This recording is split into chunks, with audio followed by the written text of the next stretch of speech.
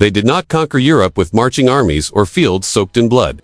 They conquered it with weddings, vows whispered in candlelit chapels, and contracts signed in ink instead of steel. While other dynasties sharpened their swords, one family sharpened its family tree. And from those marriages quiet, calculated, and relentless an empire was born. Let others wage war. You, happy Austria. Mary, it sounded almost harmless, almost clever. Yet behind this phrase lay one of the most astonishing experiments in power the world has ever seen. The Habsburgs began as a family without a true homeland, without a single defining nation, yet somehow rose to rule over kings, crowns, and continents. Their blood flowed through Europe's thrones, binding rival lands together, not by force, but by inheritance. They were not born into legend. They did not emerge from prophecy, nor were they crowned by destiny. They began in stone and shadow on a quiet hill above the Eri River where a modest fortress clung to the earth as if unsure it deserved to stand at all. Habsburg Castle, in the Swiss region of Argo, was not the heart of an empire. It was barely the seat of ambition. Its walls did not echo with the thunder of great armies or the whispers of world-changing plans. From this unremarkable stronghold came a family of minor counts, local nobles in a Europe overflowing with nobles just like them. They were not feared, they were not admired, and for centuries they were not remembered. In the 13th century, Europe was a shattered mosaic. Power did not belong to nations, because nations did not yet exist. Authority was divided among bishops, dukes, counts, free cities, and restless kings who ruled more in name than in fact. The Holy Roman Empire, grand in title, fragile in reality, was less a unified state than a loose bargain among rival lords. Emperors were elected, not born. Loyalty was conditional. Borders shifted with marriages, feuds, and forgotten treaties. This was a world where greatness was inheritor, so everyone believed. The Habsburgs inherited almost nothing. They were Swiss nobles, provincial and unremarkable, overshadowed by greater houses like the Wittelsbachs and the Luxembourgs. Their lands were scattered. Their income was modest. Their name carried no ancient prestige. If history had followed its usual course, the Habsburgs would have remained exactly where they began, minor lords, occasionally relevant, eventually forgotten. But history is shaped not only by strength, it is shaped by timing. And by patience. The early Habsburg counts were not conquerors. They did not gamble everything on glorious battles. Instead, they practiced something far less romantic and far more effective. Survival. They learned how to maneuver within chaos. They pledged loyalty carefully. They avoided destruction. They waited. Europe at this time rewarded endurance. Dynasties rose quickly and vanished just as fast. One bad succession, one failed heir, one lost war could erase a family forever. The Habsburgs watched these collapses closely. They learned what not to do. By the mid-13th century, the Holy Roman Empire entered a dangerous vacuum. The long interregnum left the imperial throne empty, authority fragmented, and Germany's princes deeply suspicious of one another. No one wanted a powerful emperor. They wanted a manageable one. That was the moment the Habsburgs had been waiting for, whether they knew it or not. In 1273, the princes gathered to elect a new king of the Romans. They did not choose the strongest candidate. They did not choose the richest. They chose a man they believed they could control. His name was Rudolf of Habsburg. Rudolf was already in his 50s, an age that suggested stability, not revolution. He was respected but not intimidating, noble but not overwhelming. To the electors, he seemed safe, temporary, convenient.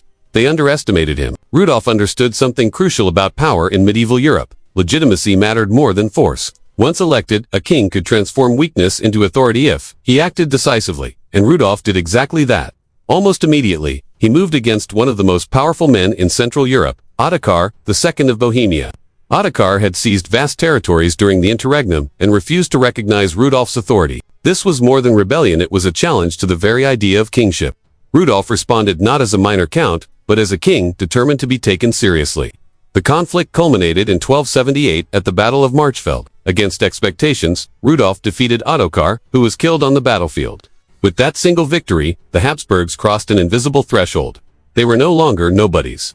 They were contenders. But Rudolf's true genius lay not in the battle, it lay in what followed. He did not scatter his gains. He did not give away power to please rivals. Instead, he claimed the conquered lands Austria and Styria not for the crown, but for his family. This was a quiet revolution. Imperial authority had been converted into dynastic possession. For the first time, the Habsburgs had a real homeland. Austria was richer, larger, and more strategically placed than their Swiss origins. It sat at the crossroads of trade, culture, and future conflict. Vienna was not yet the imperial capital it would become, but its potential was unmistakable. From this moment on, the Habsburg gaze turned eastward toward expansion through inheritance, not annihilation. Rudolf did not secure the imperial crown for his heirs. He failed in that ambition. But he accomplished something far more enduring. He anchored the Habsburg family to land it could sustain generations. When Rudolf died in 1291, the crown slipped away, but the dynasty did not collapse. That, in itself, was unusual. Many families peaked once and vanished. The Habsburgs endured. The next century tested that endurance relentlessly. They lost elections. They faced rivals. They struggled with internal divisions and external pressures. Again and again, they hovered near greatness only to be pushed aside by stronger, louder dynasties. Yet each time, they adapted. They married wisely. They negotiated patiently. They avoided total defeat. Most importantly, they learned how to lose without disappearing. While other families burned brightly and died, the Habsburgs practiced institutional memory. They remembered grievances. They remembered alliances. They remembered opportunities missed and waited for them to return.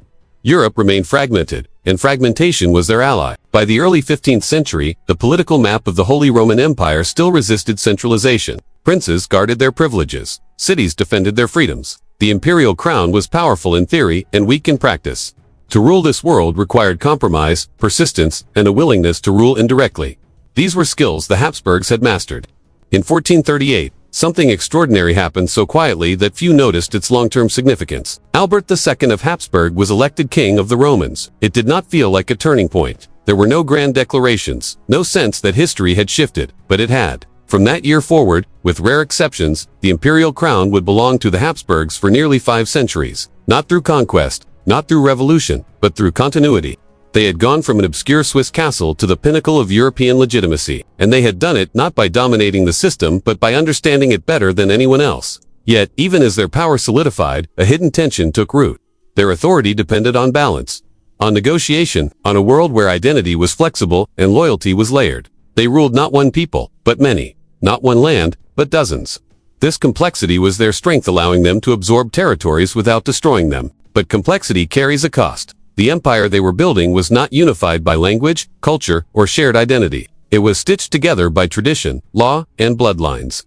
It worked in a medieval world that valued hierarchy over nationality. It thrived in an age that believed loyalty could be inherited. The modern world would not be so forgiving. For now, though, the Habsburgs had achieved the impossible. They had turned obscurity into permanence. From a forgotten castle to a crowned dynasty, they had proven that power did not always come from fear. Sometimes, it came from waiting. And as the Habsburgs settled into their role as Europe's quiet constants, they prepared knowingly or not for the next transformation, one that would carry them beyond crowns and castles, beyond Germany and Austria, and into a web of marriages so vast it would bind half the continent together. Their rise was only beginning. Rudolf of Habsburg did not ride into history on a white horse. He was elected in a room thick with suspicion, compromise, and fear. In 1273, the Holy Roman Empire was exhausted. Years of interregnum had hollowed out imperial authority, leaving princes to rule like kings and kings to rule like beggars. The empire still existed in name, but its crown had become dangerous. Too powerful a ruler could threaten the princes who elected him. Too weak a ruler could let the empire dissolve entirely. What they wanted was balance. What they chose was Rudolf. He was already past 50, an age that reassured men who feared ambition. His family name carried respect, but not terror. He was noble enough to be legitimate, poor enough to be dependent. To the electors, Rudolf of Habsburg seemed like a compromise that would pass quietly into history. They were wrong. Rudolf understood the fragile nature of his authority. An elected crown without force was a suggestion, not a command. If he was to rule, he had to prove that the imperial title still meant something quickly and decisively. He did not begin with grand reforms or sweeping declarations. He began with a challenge. Ottokar II of Bohemia was everything Rudolf was not. Young, wealthy, militarily powerful, and openly defiant. During the years without an emperor, Ottokar had expanded aggressively, seizing Ostia, Styria, Carinthia, and Carniola. He ruled a realm larger than many kingdoms, and saw no reason to submit to a man he considered his inferior. Ottokar refused to recognize Rudolf's election. This was not merely a political insult, it was a test. If Rudolf failed to respond, the imperial crown would become meaningless, and his reign would end before it truly began. Rudolf chose confrontation. What followed was not an impulsive rush to war, but a careful campaign of legitimacy. Rudolf rallied the princes by framing Ottokar not as a rival, but as a rebel against imperial order. He presented himself as the guardian of law, not an aggressor. Step by step, he isolated Ottokar diplomatically before challenging him militarily. When battle finally came in 1278, on the plains of Marchfeld, it carried the weight of the empire's future. Against expectations, Rudolf's forces prevailed. Ottokar II was killed on the battlefield. His body left among the fallen, an unmistakable symbol that raw power, without legitimacy, could be crushed. With Ottokar's death, Rudolf stood victorious. But victory alone does not build dynasties. What Rudolf did next would echo for centuries. Instead of returning the conquered lands to the imperial domain or redistributing them among rival princes, Rudolf claimed Austria and Styria for his own family. He did so carefully, legally, and with the blessing of the imperial framework, but the result was revolutionary. For the first time, the Habsburgs possessed a core territory worthy of long-term ambition. Austria was no longer a prize to be contested, it became a hereditary possession. Styria followed, strengthening the Habsburg position and anchoring their future in Central Europe. Vienna, still developing, began its slow transformation from provincial city to dynastic heart. This decision marked a turning point not only for the Habsburgs, but for the nature of imperial rule itself. Rudolf had used an elected office to create hereditary power. He had transformed temporary authority into permanent advantage. Yet, even now, Rudolf did not think like a conqueror. He thought like a survivor who had learned how easily power could slip away. He failed to secure the imperial crown for his son. The electors chose another dynasty. By traditional standards, this would have been a disappointment, a failure. But the Habsburgs did not measure success the same way anymore. They had learned a deeper lesson. Crowns could be lost, but land endured. Titles could vanish, but inheritance remained. The imperial throne was uncertain, but Austria was real. In Rudolf's lifetime, the Habsburgs did not become emperors for generations to come, but something far more important had been born: hereditary ambition, a vision that stretched beyond a single reign, a belief that power could be accumulated slowly, patiently, across centuries rather than moments. Rudolf died knowing his dynasty was still vulnerable. It lacked prestige, it lacked certainty, but it had something it had never possessed before: a future. From this point forward, the Habsburgs would not gamble everything on elections or battles alone. They would build patiently, marriage by marriage, claim by claim, generation by generation. The crown had been a beginning, not a culmination. And as Austria passed from father to son, a quiet realization settled over the dynasty, one that would define European history for centuries to come. They no longer needed to conquer the world. They could inherit it. The Habsburgs did not conquer Europe with armies alone. They mastered its rules. They watched, they learned, and above all, they adapted. Imperial elections were a theater of power unlike any battlefield. Princes debated, bargained, and schemed, each vote a delicate negotiation of loyalty, threat, and reward. To survive, a ruler had to be invisible and irresistible at the same time, strong enough to command respect, weak enough to appear manageable. Rudolf had glimpsed this truth, and the next generations would refine it into an art form. Feudal politics was a web where every thread pulled another. Vassals, bishops, and local lords acted like currents in a river, sometimes helpful, sometimes destructive. A misstep could cost lands, influence, or life. The Habsburgs learned to navigate this river not by resisting it, but by flowing with it, steering subtly, and avoiding collisions that could sink them. And in this world, marriage became mightier than the sword. A wedding could secure lands, forge alliances, and neutralize rivals in ways no battle ever could. One clever union could expand a family's reach across kingdoms. One poorly chosen one could ignite war or ruin. The Habsburgs understood this early. Patience, timing, and calculation mattered more than brute force. Their motto, "Let others wage war. You, happy Austria, Mary," was not merely strategy, was survival. Generation after generation, the Habsburgs adapted. They learned to read the ambitions of others, to measure loyalty, and to recognize opportunity. They accumulated power quietly, invisibly, like water eroding stone, until Europe itself began to bend toward them. In the end, survival was not about defeating others in open combat. It was about bending the rules, exploiting the gaps, and thriving where others stumbled. From these lessons came a dynasty that could endure centuries of chaos, wars, and shifting empires, not because it was strongest, but because it was the wisest. The Habsburgs had learned the ultimate truth of medieval power. Adaptability was the ultimate weapon, and survival, the ultimate victory. The story of the Habsburgs was no longer about castles in Switzerland or battles in Bohemia. By the late 15th century, their power had taken a new shape, a form invisible yet irresistible, the power of blood, of inheritance, of marriage. In 1477, Europe witnessed what contemporaries could only describe as miraculous or terrifying, depending on whose side they stood on. Mary of Burgundy, the last heiress of the mighty Burgundian lands, stood poised between life and legacy. The Netherlands, Flanders, Brabant, and much of northern France were not merely territories. They were cities humming with wealth, trade, and culture, ports thick with ships, markets brimming with goods from across the continent. Whoever controlled these lands did not just wield swords. They commanded money, influence, and the pulse of European politics. Maximilian I, a Habsburg by name but not yet by fortune, saw what few others could. He saw not a bride but a bridge, a passage from regional nobility to continental dominance. The union of Maximilian and Mary was not love at first sight, nor even a courtly romance that could be recited in poetry. It was strategy incarnate, a master stroke of dynastic ambition.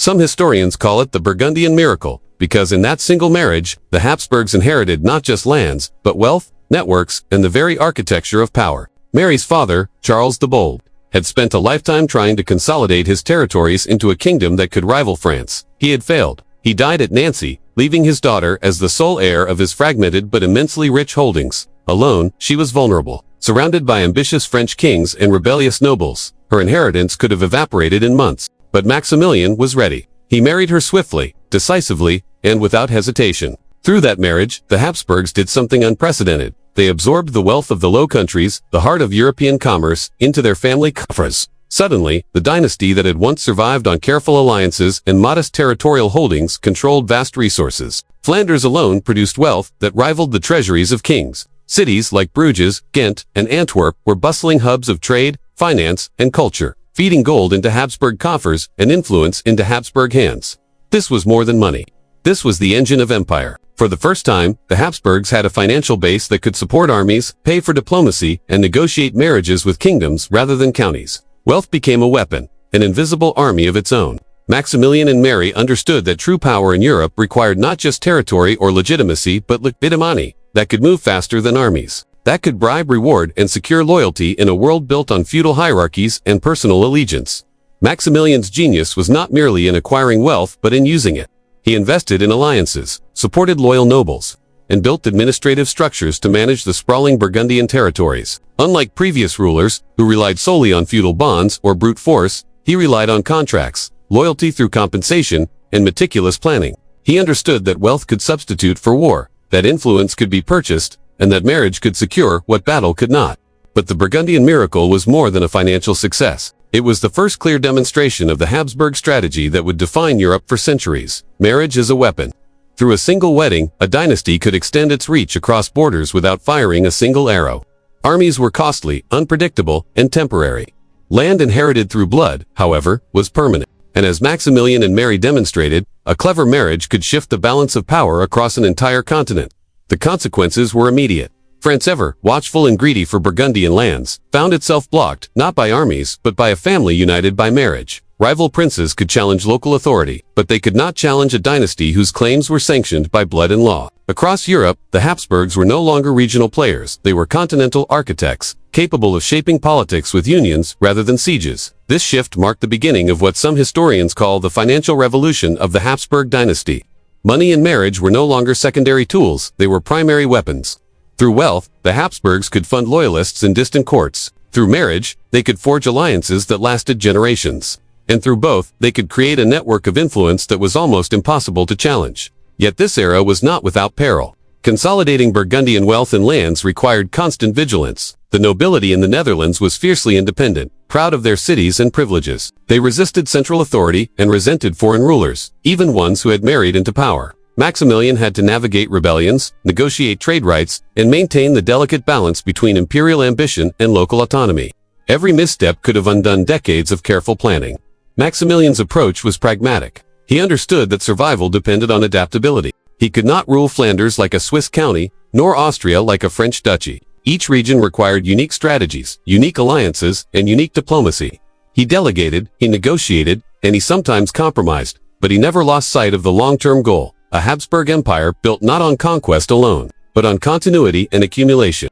The lessons of the Burgundian miracle would echo across generations. Charles V, Maximilian's grandson, would inherit a Europe connected by these strategic marriages. The Netherlands, Spain, Austria, and even the New World would be bound together in a network of Habsburg influence, largely thanks to this single union. The dynasty learned that time and patience could achieve what armies could not. They learned that power could be inherited, compounded, and secured without spilling blood. Yet, even in this triumph, the seeds of future fragility were planted. The empire created through marriage was fragile because it depended on heirs, on family loyalty, and on law rather than conquest. A childless marriage or untimely death could unravel centuries of strategy. The Habsburgs' brilliance lay not only in creating this network but in managing its risks, cultivating heirs, and marrying strategically for generations. Adaptation was constant. Beachy Lange Perpet. The Burgundian miracle was not a single event, it was a template. It taught the Habsburgs that the modern world of Europe could be shaped as much by contracts, inheritances, and family trees as by swords and shields. The dynasty that had survived the medieval chaos now stepped into a new era, where financial acumen and marital diplomacy were the keys to power. Maximilian and Mary understood, perhaps instinctively, that history favors the patient. Empires built by force can crumble in a single battle. Empires built by blood and wealth can endure centuries. By marrying Mary of Burgundy, Maximilian did not just gain land, he inherited the keys to Europe's economic heart. He created an empire that could fund wars without fighting them, influence kings without threatening them, and secure loyalty across generations. The Burgundian lands became a laboratory for Habsburg statecraft. Cities were taxed, trade regulated, and noble privileges acknowledged. But always under the subtle hand of dynastic authority. Power flowed upward from commerce and local governance, but allegiance was cemented through the prestige of the Habsburg name. It was a delicate dance, one that required timing, patience, and constant attention. By the end of Maximilian's life, the Habsburgs had transformed themselves from regional rulers into architects of continental destiny. The marriage to Mary had achieved what wars often could not: permanence. They had discovered the principle that would guide them for the next 2 centuries, that the accumulation of wealth, alliances, and strategic marriages could outlast the sword. And yet, as with all Habsburg strategies, this triumph contained its paradox. The very reliance on bloodlines and marriage, which had secured unprecedented power, also created fragility. Every future heir, every marriage, every child became a linchpin. Europe's fate could hinge on who was born, who married, and who survived. Success demanded foresight, planning, and an unrelenting focus on continuity. The Burgundian miracle was, in every sense, the Habsburg blueprint. It demonstrated that empires could be built quietly, almost invisibly, and yet shape the course of nations. It showed that wealth and marriage were not just tools, they were weapons. It revealed that patience, prudence, and strategic thinking could create a dynasty that endured centuries. And most importantly, it revealed the central truth that would define the Habsburg approach forever. Survival depended not on the battlefield alone, but on adaptability, foresight, and the relentless accumulation of advantage. The lessons learned in Burgundy would echo through Vienna, Madrid, and beyond, guiding the dynasty as it moved from strength to even greater strength. By marrying Mary of Burgundy, Maximilian I had changed the Habsburgs' destiny. He transformed them from ambitious regional counts into a dynasty capable of shaping Europe itself. He demonstrated that the most potent weapons were not cannons or swords, but wealth, blood, and the quiet, relentless strategy of inheritance. The Habsburgs had discovered the art of empire not by conquest, but by calculation. And so the stage was set. The dynasty that had once begun in a minor Swiss castle was now at the heart of European politics. Wealth, marriage, and careful planning had transformed the Habsburgs from survivors into architects of power.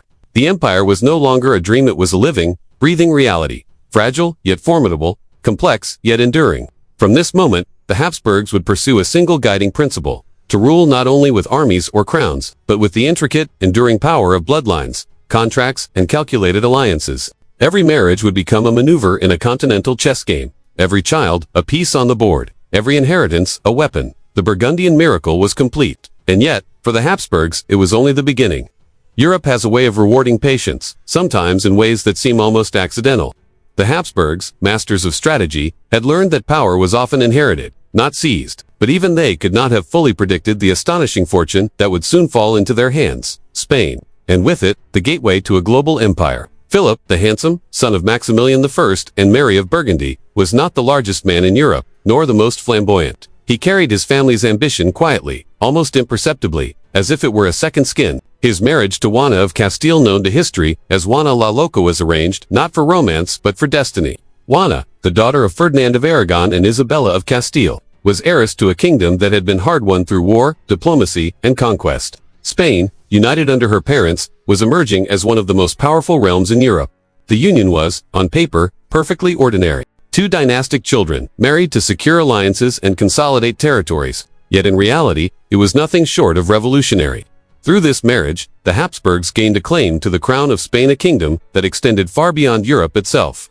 The Americas, recently discovered and rapidly colonized, now fell into the sphere of Habsburg influence. Gold, silver, and resources poured into their hands, funding future ambitions and armies the likes of which Europe had never seen. Philip's arrival in Castile was met with curiosity, suspicion, and, eventually, cautious acceptance. Juana's life, marked by political manipulation and later tragedy, became inseparable from his. Together. Their marriage symbolized more than unity, it symbolized a new era of Habsburg ambition. Where Burgundy had given them wealth and influence in the north, Spain offered global reach, naval power, and the promise of endless expansion. Europe watched with awe and trepidation. The Habsburgs were no longer merely a dynasty of Central Europe. With Spain, they commanded armies, fleets, and colonies that stretched across oceans. The world was no longer bounded by rivers and mountains. It was open to a family that had learned the art of patience, the power of marriage, and the strategic accumulation of advantage. Philip and Juana's union cemented the principle that would define Habsburg strategy for centuries. Dynastic marriages were not just contracts, they were instruments of empire. Through careful negotiation, calculated unions, and a patient accumulation of claims, the Habsburgs turned inheritance into global power. They had proven once more that empires could be acquired without a single battle, yet wielded like a sword across continents. From the streets of Bruges to the palaces of Castile, from Vienna to Seville, the Habsburgs had expanded their reach with remarkable subtlety. The New World, rich in gold and promise, was now entwined with their destiny. And so, what had begun as a minor Swiss castle had, within 2 centuries, grown into a family whose ambitions spanned continents. The birth of a global empire did not feel immediate to those living it. To Philip and Juana, it was marriage, obligation, and the weight of family expectation. Yet the consequences were profound. Europe's map was changing. Power no longer resided solely in armies or borders. It resided in bloodlines, alliances, and the extraordinary patience of a dynasty that knew how to wait. Spain, with all its riches, lands, and influence, had fallen into their lap, and the Habsburgs, irreducibly, were ready to grasp it. Charles V was born into a world already shaped by the careful patience of his ancestors, but even he could not have imagined the scale of what he would inherit. Europe, the Americas, and even glimpses of Asia stretched across his dominions. From the lowlands of the Netherlands to the sun-baked coasts of Spain, from the alpine valleys of Austria to the emerging colonies across the Atlantic, Charles ruled a realm so vast that it defied comprehension. Contemporaries whispered that the sun never set on his dominions, not metaphorically, but almost literally. Yet, ruling the world was far easier said than done. Charles's inheritance was dazzling in its scope, but chaotic in its reality. He was sovereign of lands that spoke different languages, worshipped in different faiths, and followed customs that often contradicted one another. Administration was a nightmare, not a marvel. The empire he inherited was stitched together with treaties, dynastic marriages, and conquests, but little else. Letters took weeks to arrive. Orders were delayed by mountains, rivers, and seas. Local nobles jealously guarded autonomy. Rebels stirred at the slightest provocation. Governing this patchwork of territories required more than courage. It required genius, patience, and almost superhuman organization. From a young age, Charles understood the weight of his inheritance. He spoke multiple languages, studied law, theology, and politics, and learned to navigate the treacherous currents of European diplomacy. But knowledge alone could not solve the practical impossibility of his empire. A single mismanaged province could spark rebellion, a neglected colony could erupt in chaos. And all the while, the dynastic machine that had brought this empire into being, marriage, inheritance, alliances, remained fragile. One wrong death, one unfulfilled union, and centuries of careful planning could unravel. Religion compounded the challenge. Europe was on the brink of seismic transformation. The Protestant Reformation was stirring, challenging centuries of tradition and authority. In some regions, Charles was expected to uphold Catholic orthodoxy. In others, he had to contend with princes who openly defied Rome. Balancing these conflicting forces required diplomacy that often felt impossible, a constant negotiation between conscience, law, and power. His reign became a continuous act of juggling, of mediating disputes, of preserving unity without destroying it. Logistics, too, were unforgiving. Messages from Spain took weeks to reach Vienna. Armies had to traverse mountains, rivers, and hostile territories. Supplies had to be coordinated across thousands of kilometers, sometimes relying on local nobles whose loyalty could not be guaranteed. Charles's daily life was consumed by details that would overwhelm most rulers: tax collection, troop movements, and the constant need to remind subjects, often violently, that the empire belonged to him. Yet despite the complexity, Charles V embodied the promise of the Habsburg strategy. He ruled not with brute force alone, but with inheritance, negotiation, and the persistent accumulation of advantage. He was the embodiment of centuries of patient dynastic planning. Burgundy, Austria, Castile, Aragon, and the Low Countries all converged in him. Spain's New World wealth flowed into his coffers, enabling armies that could enforce his will. The Habsburg bloodline had finally realized its global potential. And still, Charles was only human. He grew weary under the burden of his dominions, haunted by the impossibility of maintaining unity. His empire was immense, but fragile. Revolts, wars, and the sheer difficulty of ruling such disparate lands wore on him relentlessly. He understood, as few rulers ever do, that absolute power does not guarantee peace or happiness, it guarantees responsibility, in every conceivable form, from mountains to oceans, from peasants to princes. Charles V ruled an empire that could span continents, yet he understood that power is ultimately a human endeavor, dependent on loyalty, communication, and adaptability. He inherited the world not by chance, but by design, the patient accumulation of marriages, treaties, and careful planning. Yet for all its grandeur, the empire remained a delicate construction.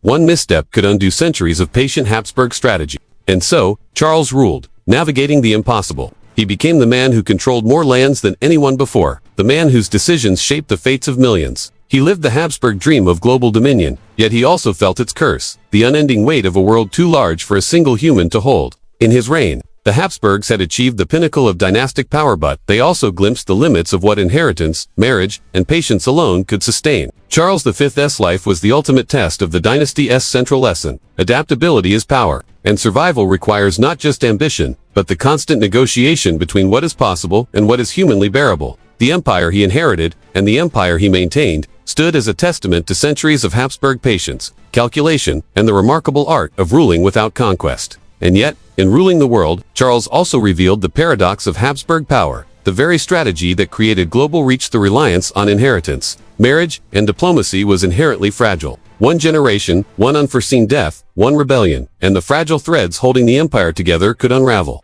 The Habsburgs had achieved the impossible. But the empire of Charles V was a house of cards balanced over continents. Charles V's empire was vast, so vast that it defied comprehension, stretching from the lowlands of the Netherlands to the golden coasts of the Americas, from the alpine passes of Austria to the islands of the Pacific. Yet even as he stood at the pinnacle of power, he understood a bitter truth. No one human, no matter how patient or clever, could rule such a realm alone. By the mid-16th century, the Habsburg Dynasty faced a dilemma that would shape its future for centuries. How could a single family govern continents without sacrificing authority or survival?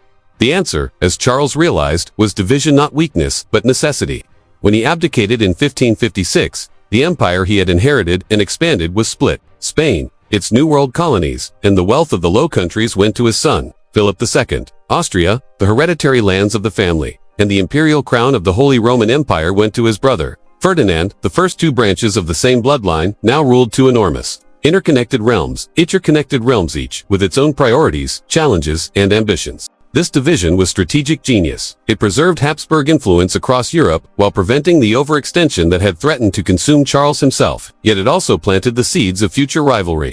Spain and Austria would remain allies in many conflicts, but they would also grow apart, separated by geography, culture, and the demands of their distinct domains. The family that had survived centuries by adapting now faced a new challenge, maintaining cohesion across oceans and mountains, across language and religion.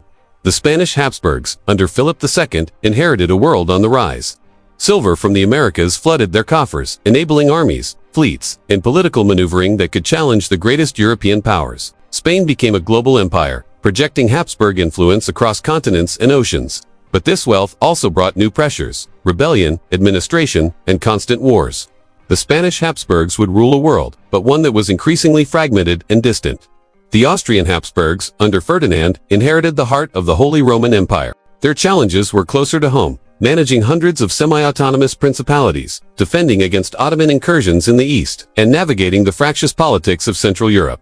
The empire was old, intricate, and politically dense. It required constant negotiation, diplomacy, and careful balancing of power. Unlike Spain, Austria could not rely on New World gold. It relied on administration, tradition, and loyalty earned through centuries of patient governance. The split revealed a central tension in the Habsburg strategy. For centuries, they had grown not by conquest alone, but by inheritance, marriage, and diplomacy. This approach created vast influence but rarely cohesion. Territories were stitched together by law and blood, but not by shared culture or national identity. Growth without cohesion was the paradox of Habsburg power. They could rule widely, but they could not rule simply. Each branch of the family would face the constant challenge of maintaining authority over lands that were connected in name but separate in reality. This division also demonstrated the dynasty's remarkable adaptability. The Habsburgs had survived centuries of political chaos, not because they centralized power, but because they understood its limits. They recognized that overextension could destroy an empire faster than any foreign enemy. By splitting their holdings, they ensured survival while preserving influence, a lesson in strategic patience that few other dynasties mastered. Yet, for all its brilliance, the division carried risks that would echo for generations. Spanish and Austrian Habsburgs often pursued different priorities, sometimes conflicting interests, and occasionally rival ambitions. Geography made communication slow and coordination difficult. Cultural differences created friction, and while shared blood created loyalty, it could not erase the pressures imposed by separate realms. The family that had once ruled as a single, adaptable unit now faced the long-term challenge of managing parallel empires, each with its own identity and destiny. The First Great Division was a turning point. It ensured the Habsburgs' survival in the short term. But it also revealed the structural weakness inherent in their model of power. They could acquire lands and influence across continents, but integrating those territories under a single, coherent administration was nearly impossible. Growth came at the cost of cohesion, and cohesion, when attempted, threatened the delicate balance of autonomy and control that had sustained the dynasty for centuries. This moment set the stage for the Habsburgs' next challenges: centuries of wars, succession crises, and the constant negotiation of authority across the fragmented patchwork of European politics. Spain and Austria would remain allies, but the seeds of long-term rivalry had been sown. Their separate paths, one transatlantic and wealth-driven, the other continental and administration-driven, would define European history for generations. In the end, the First Great Division was not a failure. It was survival through adaptation, the same principle that had guided the Habsburgs from a Swiss castle to the throne of Europe. Yet it was also a reminder that empires built without cohesion are always precarious, fragile, under pressure, and dependent on the constant skill and foresight of their rulers. The Habsburgs had learned to thrive in complexity, but complexity, like ambition, has a price. From this moment forward, the dynasty would be defined not just by its remarkable expansion, but by the delicate art of maintaining influence across disjointed realms. Growth without cohesion would become the defining paradox of Habsburg power, the source of their unparalleled reach, and the seed of the difficulties that would one day test the endurance of their empire. The empire had been divided, but the dynasty remained united, at least in blood. And yet, Europe would soon learn that even blood has its limits when stretched across continents, cultures, and generations. The Holy Roman Empire was the most peculiar of empires, vast in name, fragmented in reality, magnificent on paper, and chaotic in practice. By the mid-16th century, it stretched across Central Europe, encompassing hundreds of kingdoms, duchies, principalities, free cities, and ecclesiastical territories. Yet, despite its size, it was not a unified state. It was a patchwork, a mosaic of authority, stitched together by tradition, blood, and law, but held together by little else. To the untrained eye, the emperor was the ruler of Europe's heartland. To those who lived within the empire, the emperor was often a distant figure, a symbol of unity with little power to enforce it. Local princes ruled their lands with near-complete autonomy. Electors decided who would sit on the imperial throne, balancing ambitions, rivalries, and family alliances. Cities like Nuremberg, Augsburg, and Strasbourg managed their own laws, armies, and trade. Churchmen exercised both spiritual and temporal authority. Authority was everywhere and nowhere. Centralization, the modern mind assumes, is the key to power, but for the Habsburgs, it was a dream forever beyond reach. Geography alone made enforcement nearly impossible. Mountain ranges, rivers, and forests carved natural barriers. Cultural differences, language divides, and centuries of tradition compounded the challenge. And most crucially, the princes themselves jealously guarded their rights, privileges, and independence. Any attempt to impose uniform rule was met with resistance, rebellion, or subtle subversion. The emperor's power was illusory by design. The very system that elevated him, electoral votes, dynastic legitimacy, and the ceremonial grandeur of coronation, also constrained him. Each emperor had to navigate a labyrinth of interests, balancing alliances against rivalries, appeasing princes while asserting authority, negotiating privileges while preventing fragmentation. One false step could spark civil war. One neglected grievance could weaken imperial influence for generations. For the Habsburgs, this reality demanded a subtle, patient form of rule. They could not dominate like kings in France or Spain. They could not enforce obedience through armies alone. Instead, they became masters of negotiation, persuasion, and symbolic power. They relied on alliances, marriages, and the careful cultivation of loyalty. They learned to govern indirectly, to rule through intermediaries, and to accept the limits of authority, without surrendering ambition. Yet the Holy Roman Empire was not merely a problem to solve, it was also an opportunity. Its fragmentation meant that a clever ruler could exploit divisions, mediate disputes, and expand influence without open warfare. The Habsburgs' genius was to understand that the illusion of unity could be as powerful as unity itself.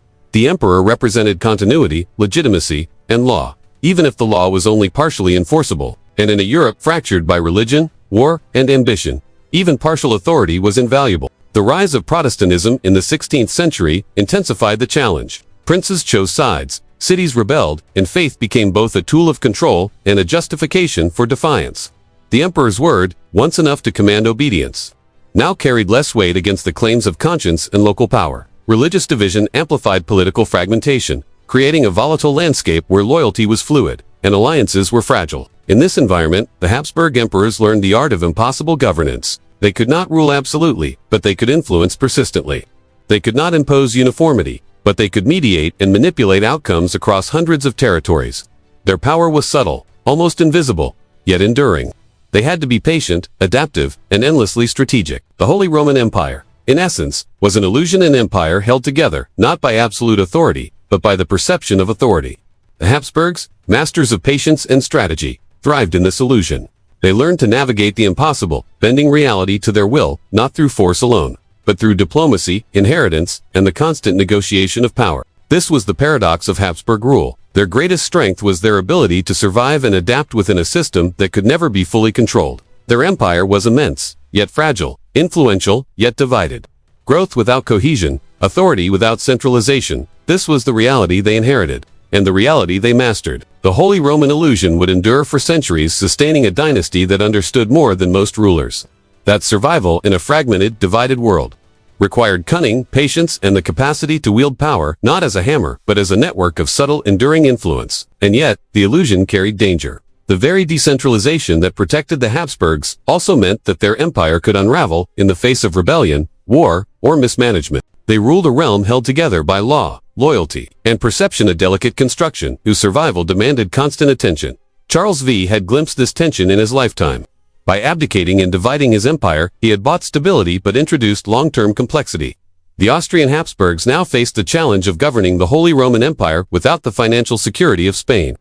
While contending with princes, electors, and religious upheaval, they had inherited an empire that was impossible to centralize, yet too important to ignore. In the end, the Holy Roman Empire was never a cohesive state. It was a stage, a theater of politics, ambition, and negotiation. And in that theater, the Habsburgs proved their unmatched skill. They could rule without dominating, influence without conquering, and endure without absolute power. The illusion endured, and so did the dynasty, but the cracks in the system foreshadowed the coming century of conflict.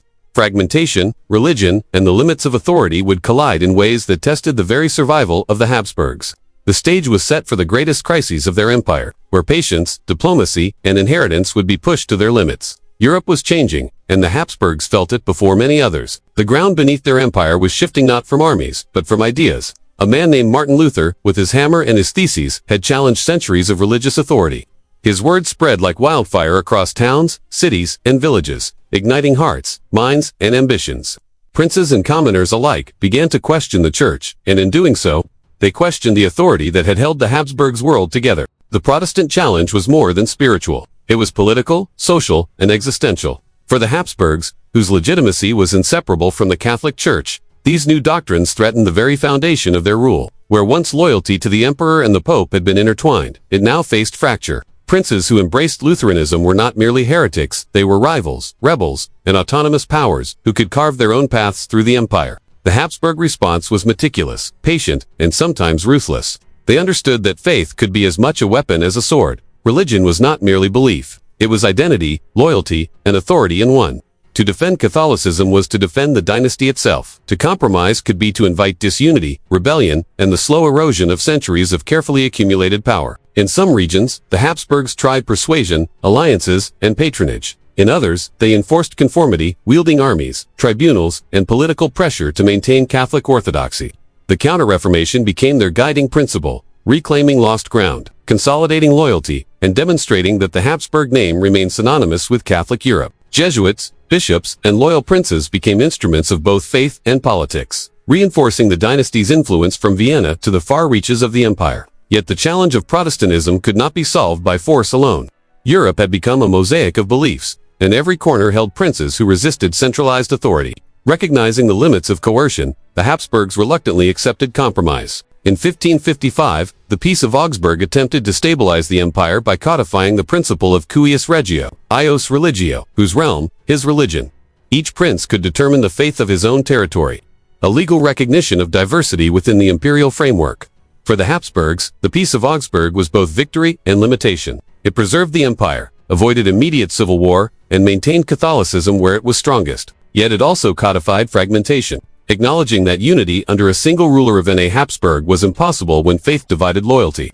The empire remained a complex tapestry, stitched together by law and custom, but split along lines the dynasty could not erase. This period revealed a paradox at the heart of Habsburg power. Their greatest strength, adaptability, was also their constant challenge. To survive, they had to navigate a world in which authority was both revered and contested, where allegiance was conditional, and where faith could ignite rebellion as quickly as loyalty.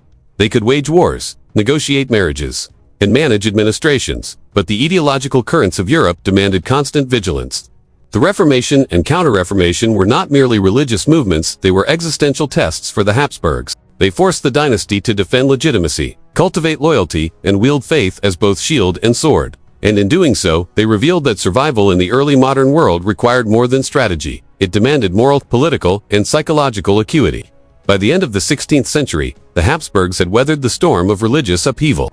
Catholic identity remained central to their dynasty, but the empire had changed forever. Fragmentation was no longer a temporary inconvenience. It was codified in law and faith. Authority was limited, contested, and negotiated at every level. The Habsburgs had survived, but the Reformation had exposed the vulnerabilities inherent in ruling a patchwork empire. And yet, through adaptability, faith, and unrelenting patience, the Habsburgs endured.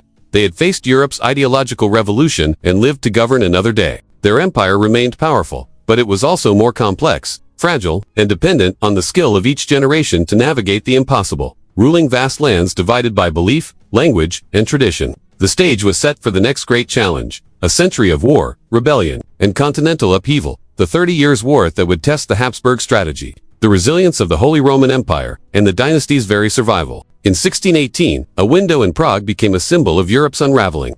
The defenestration of Praga, simple act of rebellion. Nobles casting imperial officials out into the icy air was more than a moment of local outrage. It was the spark that ignited a continent-wide conflagration, a war that would not only bleed Europe but reshape it forever. The 30 Years' War had begun, and the Habsburgs were at its center. Ferdinand II, heir to the Austrian Habsburg legacy, was a man of conviction and calculation. He believed in the absolute authority of both the emperor and the Catholic faith, convinced that compromise was weakness.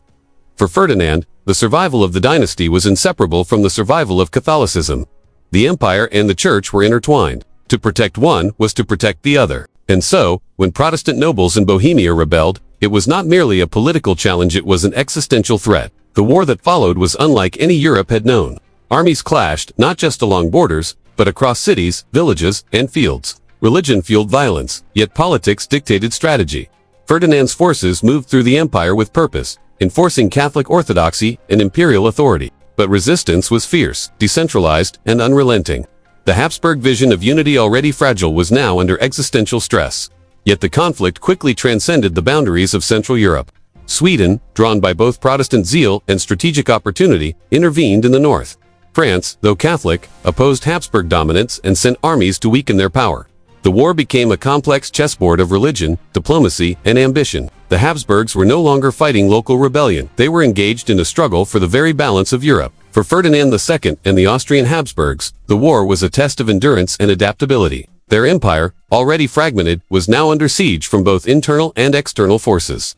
Princes who had once accepted Habsburg authority now wielded armies independently, seizing advantage wherever possible. Cities starved under sieges, fields were burned, and populations were displaced. Governance became impossible in many regions, and survival required ruthless pragmatism. The human cost was staggering. Civilians suffered alongside armies. Famine, disease, and violence swept through towns and villages. The empire that the Habsburgs had painstakingly built through diplomacy, marriage, and inheritance now threatened to collapse under the weight of its own complexity and the fury of war. Yet through it all, the dynasty endured. Their authority was challenged, but never entirely broken.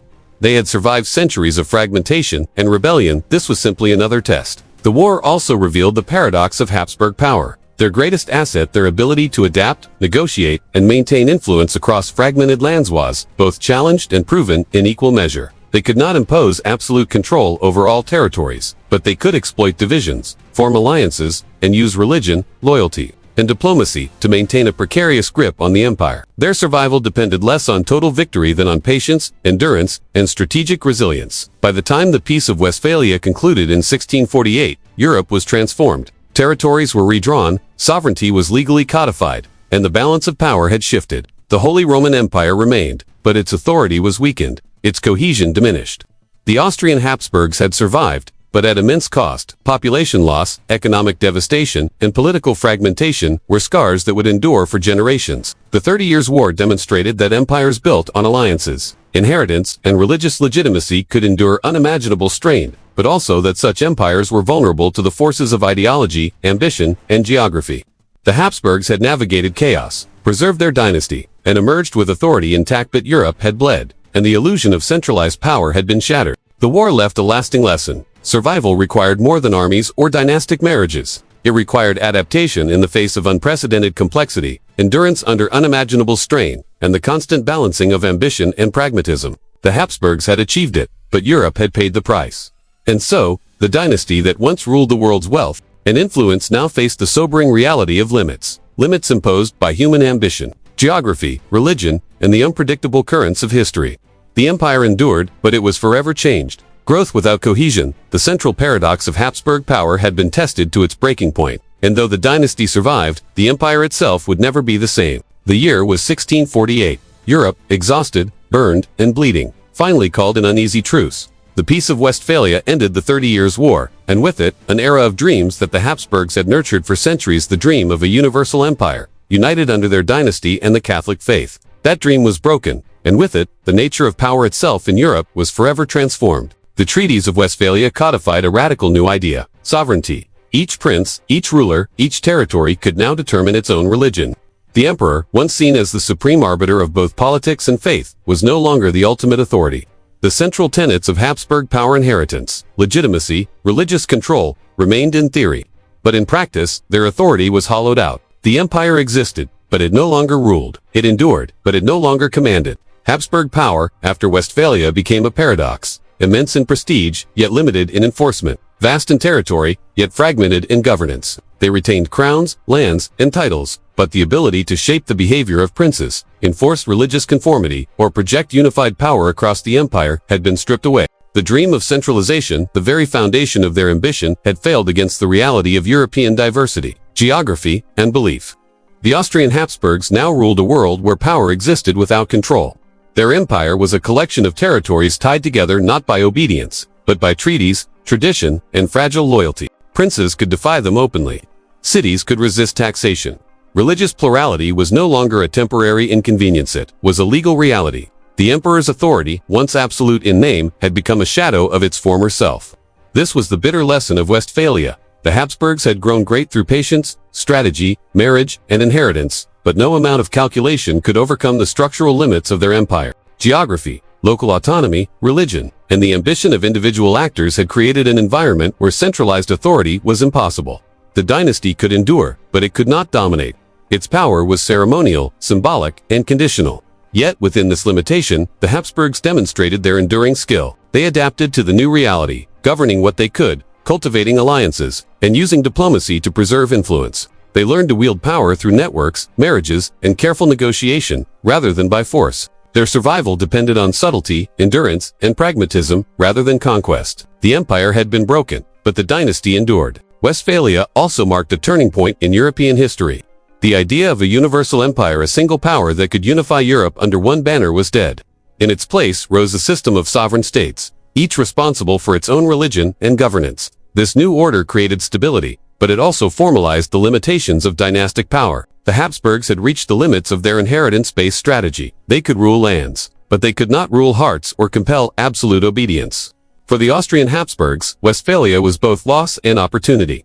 They had survived the most devastating war Europe had yet seen, preserved their dynasty, and retained influence across the continent. But they had also learned that empire without cohesion, authority without enforcement, and prestige without control were the new realities of European politics. The empire endured in name, but its power had become conditional, fragmented, and inherently vulnerable. The theme was clear: growth without cohesion, influence without control. The Habsburgs had achieved greatness, but Westphalia revealed the paradox at the heart of their dynasty. They could accumulate lands, titles, and alliances, but they could not fully unify them. They could preserve prestige and survive, but they could not impose absolute authority over a continent that had grown too complex, too diverse, and too independent. And so, the Habsburgs adapted again. They shifted focus from the impossible goal of centralized European dominance to the preservation of hereditary lands, strategic diplomacy, and the cultivation of influence through marriage and networks. The lessons of Westphalia would guide them for generations. Empires could survive without unity.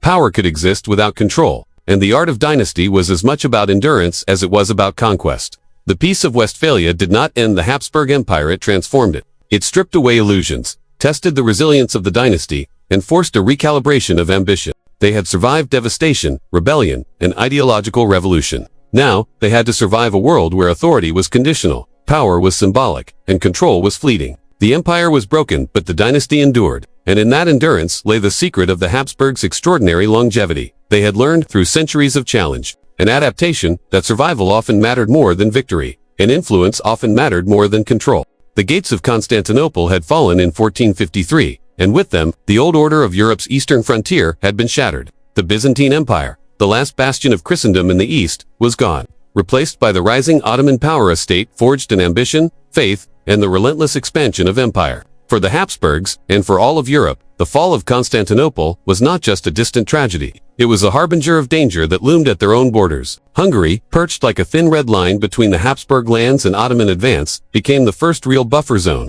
Its plains and fortresses were both shield and sacrifice. Every incursion from the east threatened not only territory but the very identity of the dynasty. The Habsburgs, as defenders of the Catholic faith, cast themselves as the bulwark of Christendom, the guardians of Europe against the tide of Ottoman expansion.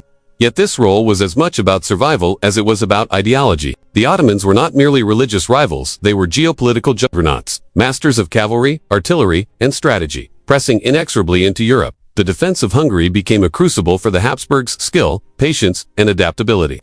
Castles were reinforced, armies mobilized, and alliances forged with local nobles whose loyalty was tenuous. Every fortress, every pass, every river crossing was a potential battlefield. Yet the struggle was not only military, it was political, economic, and psychological. Financing a war against a power as formidable as the Ottomans required wealth that could come from Burgundy, Spain, or Austria. But wealth alone could not hold the line.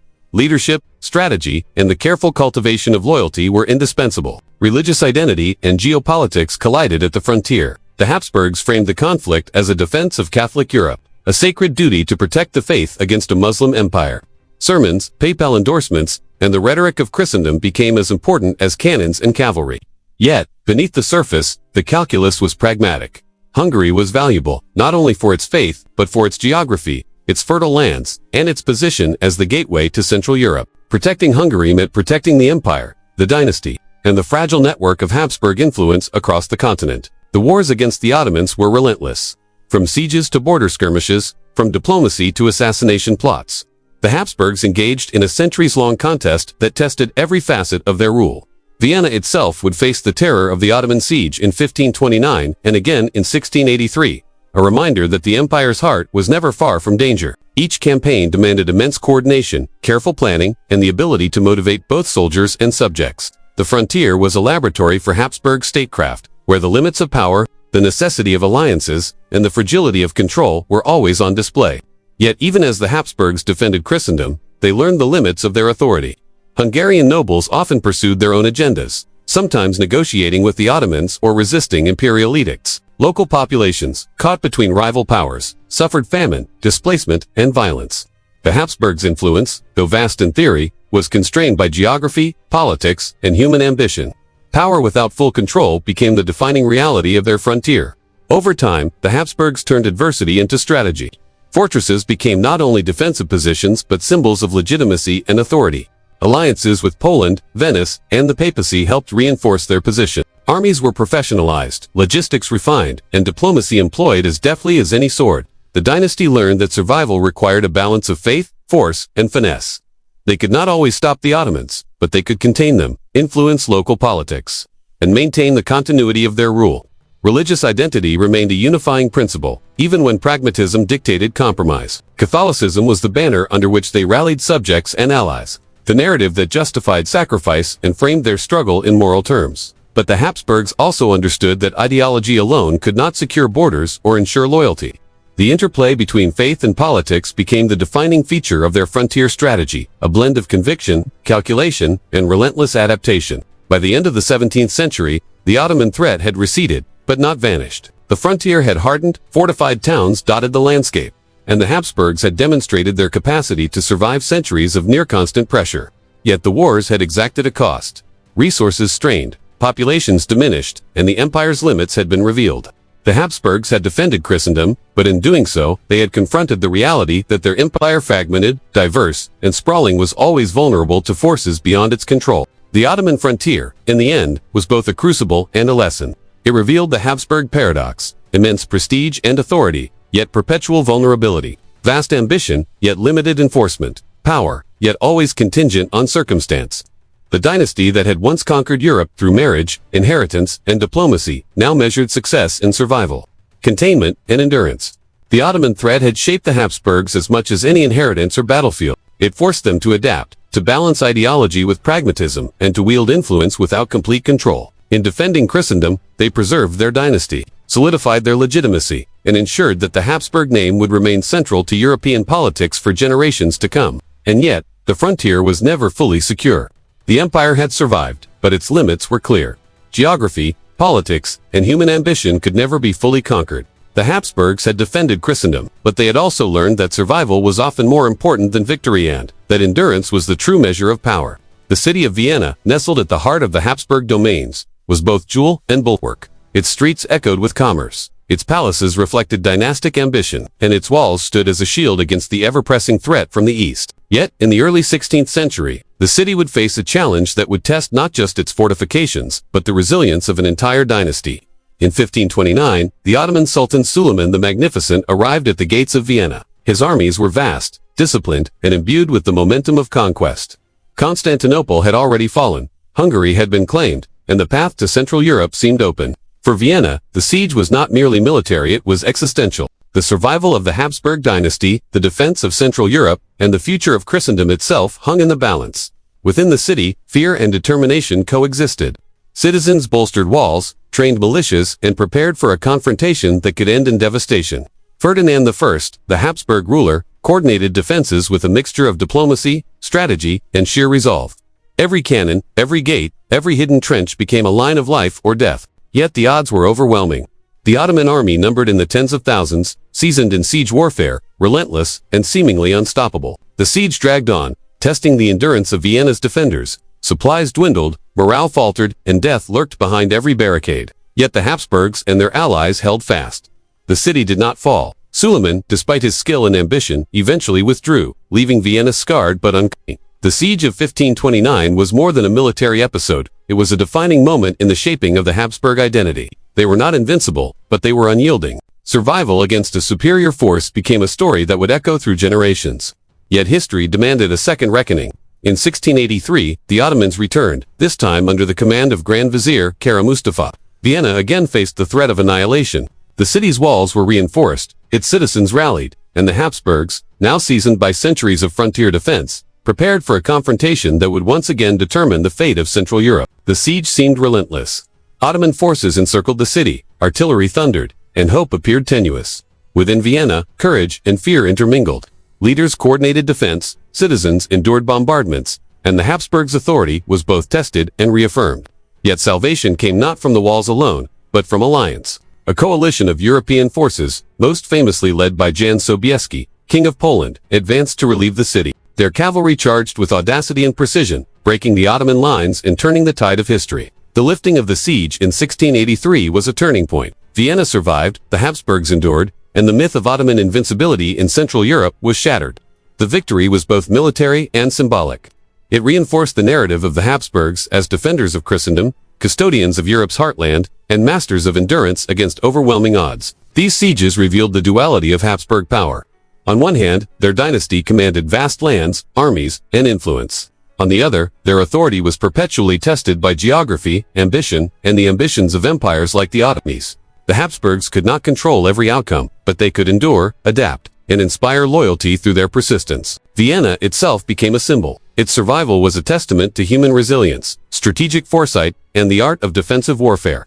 The city's walls were more than stone, they were a reflection of the dynasty's ability to survive against the impossible. Each siege left scars, but also lessons. Fortifications mattered, alliances mattered, and patience, above all, was essential. By the end of the 17th century, the Ottoman threat had been blunted, but never entirely removed. Vienna stood as a sentinel, the Habsburg dynasty's heart, secured yet ever aware of the fragility that came with great ambition. The sieges had tested the limits of the empire, revealed the paradox of power without complete control, and forged a legacy of resilience that would carry the dynasty into the turbulent 18th century. The Habsburgs had proven that survival could be as decisive as conquest, that endurance could define greatness, and that the defense of Christendom required more than armies. It demanded vision, adaptability, and the courage to withstand the world's most relentless storms. Vienna survived. The dynasty endured. And Europe had witnessed a turning point that would resonate through centuries. The impossible had been endured, and the Habsburgs remained the guardians of a continent under siege. The Habsburgs had endured centuries of crisis, rebellion, and siege. But the late 17th century offered them a rare opportunity, the chance not merely to survive, but to expand. The Ottoman threat, once a relentless tide against Vienna and the eastern frontier, was beginning to falter. The dynasty that had spent centuries defending Christendom now stood poised to reclaim lost lands and assert its influence more boldly than ever. The Great Turkish War, beginning in 1683, was a test of endurance, strategy, and coalition. Europe's armies, united by a combination of fear and ambition, advanced against the Ottoman Empire, seeking to turn decades of defense into decisive victory. The Habsburgs led this effort, not alone, but as the central axis of a broader European coalition, from the smoke-filled plains of Hungary to the fortified cities of Transylvania and the Balkans. Battlefields became proving grounds for centuries of experience in diplomacy, logistics, and military organization. The war was brutal. Armies moved across rivers, mountains, and scorched fields. Cavalry charged, artillery thundered, and fortresses were stormed and reclaimed. Each victory carried enormous cost, yet each step pushed the frontier eastward, reclaiming territory that had been lost for decades. The Habsburgs had learned to combine patience with decisive action. Defense had honed their resilience, and now they wielded it as a tool of expansion. The turning point came at Vienna, where the city had once again withstood siege. With Ottoman forces in retreat, the Habsburgs pursued not merely defense, but reclamation. The Treaty of Karlowitz in 1699 formalized their gains, redrawing the map of Central and Eastern Europe. Hungary, long a contested frontier, was returned under firm Habsburg control. Transylvania, Slavonia, and other regions were incorporated into a growing Austrian sphere. The dynasty had transformed centuries of survival into tangible territorial power. The significance was more than geographic. The Habsburgs' victory and expansion reinforced their identity as defenders of Christendom. It restored prestige, strengthened dynastic legitimacy, and demonstrated that the empire could project authority beyond mere survival. Political influence, religious authority, and military prowess were now aligned in a way the dynasty had not achieved for generations. Yet expansion brought its own challenges. Reclaimed lands were culturally diverse, politically complex, and economically fragile. Integrating Hungary, with its history of local autonomy and rebellion, required diplomacy, legal reform, and careful administration. Military victory was only the first step. Consolidating authority, earning loyalty, and ensuring long-term stability were tasks that demanded patience and foresight. The Habsburgs had learned that empires were as much about governance as conquest. Growth was not measured merely by territory, but by the dynasty's ability to maintain cohesion across lands that were fractured by history, language, and culture. The Great Turkish War demonstrated that survival had evolved into proactive expansion, yet the paradox of Habsburg power remained. They could acquire lands, but uniting them under effective control was always the greater challenge. By the end of the 17th century, the Habsburgs had secured a new eastern frontier. Hungary, once a buffer, was now a cornerstone of imperial power. The dynasty had shifted from endurance to assertion, from defense to expansion, proving that centuries of survival had prepared them for a moment of strategic opportunity. The empire was stronger, more cohesive in its heartlands, and better positioned to project influence across Europe. And yet, the lessons of the frontier endured. Geography, local autonomy, and human ambition remained constant constraints.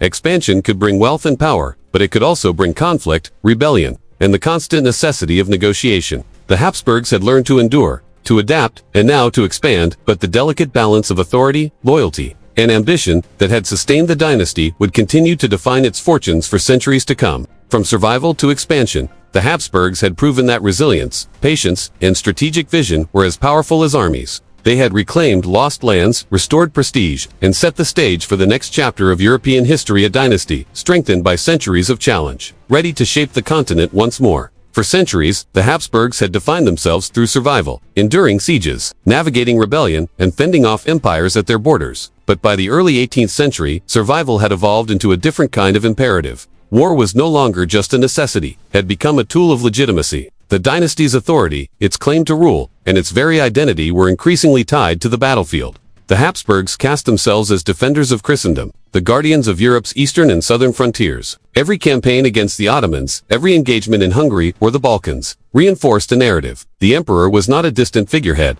but a protector of faith, a champion of the Catholic order, and a bulwark against chaos. Military success became synonymous with political and spiritual legitimacy. To win was to validate authority. To lose was to risk more than territory. It was to risk the very credibility of the dynasty. Yet this strategy carried immense costs. Maintaining armies year after year demanded unprecedented resources.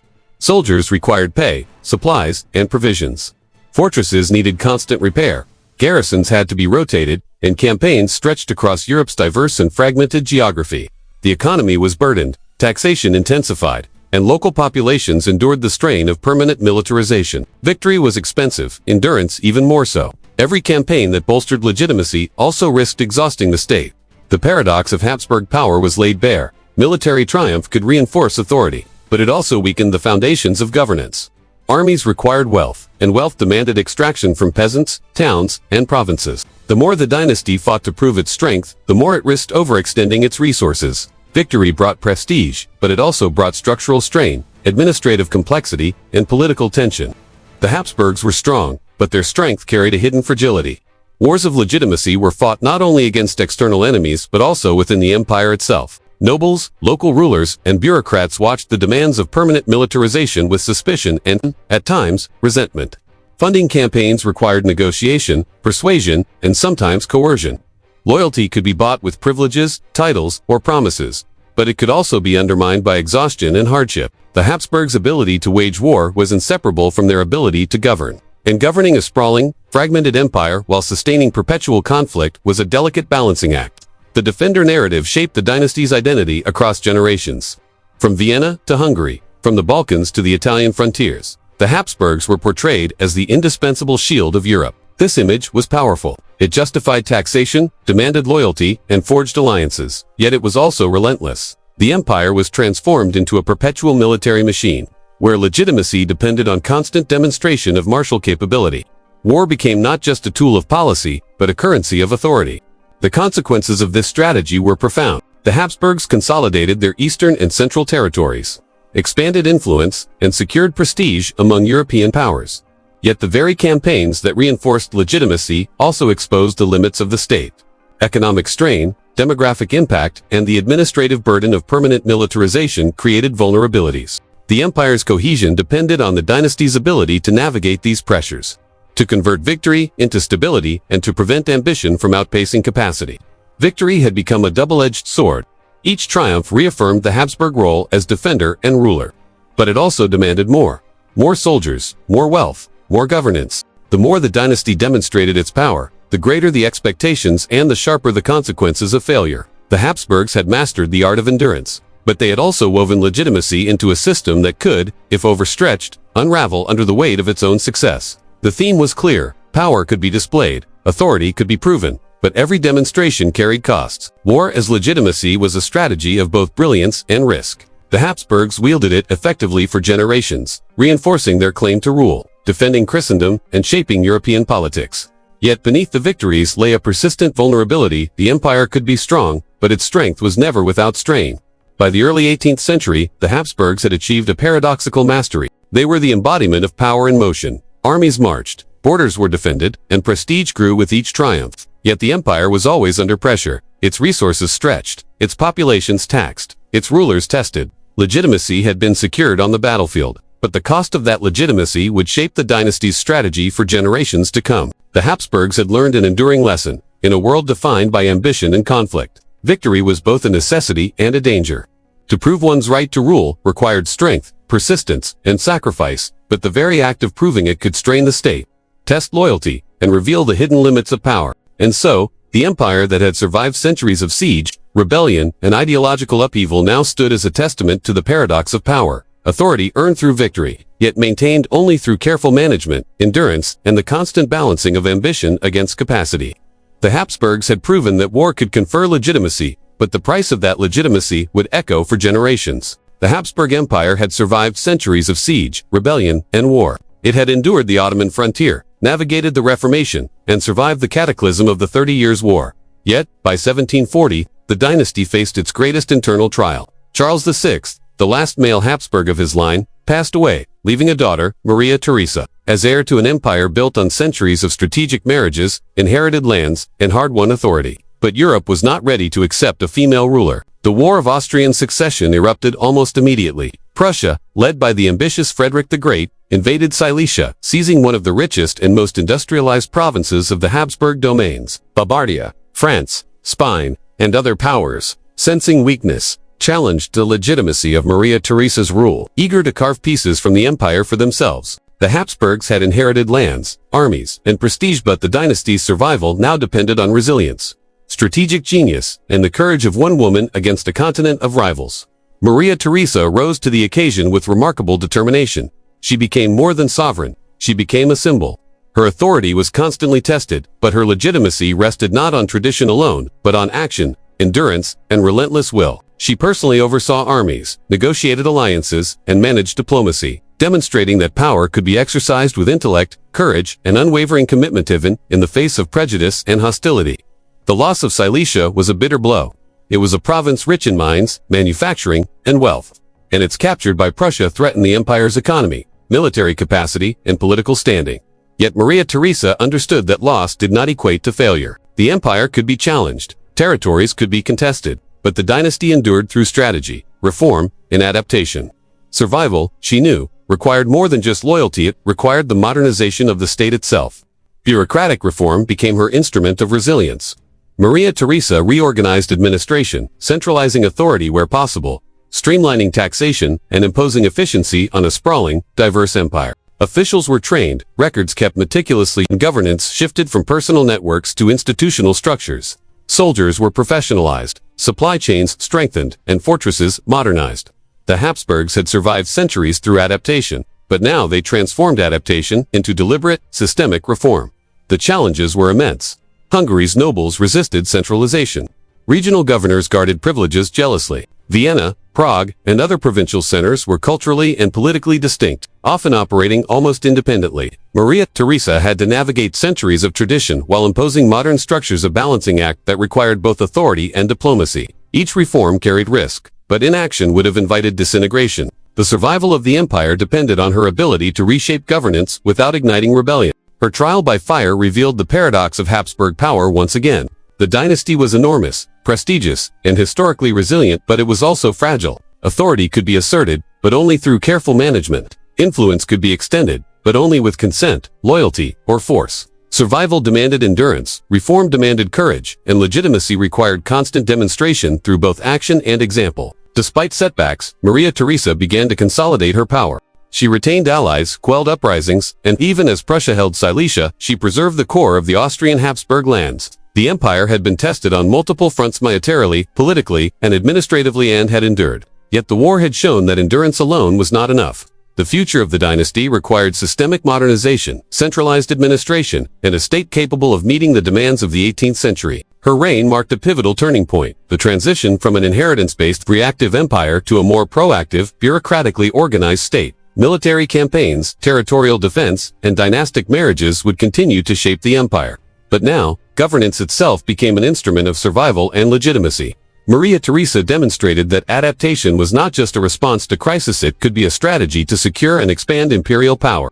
The War of Austrian Succession, with its losses, victories, and diplomatic maneuvers, was more than a conflict over territory. It was a crucible in which the Habsburg Empire was reshaped. Through adversity, the dynasty emerged stronger in structure, more resilient in administration, and more capable of projecting authority across diverse lands. Maria Theresa's reforms would influence generations, creating a foundation that allowed her successors to navigate the complex geopolitics of Europe and the pressures of modernity.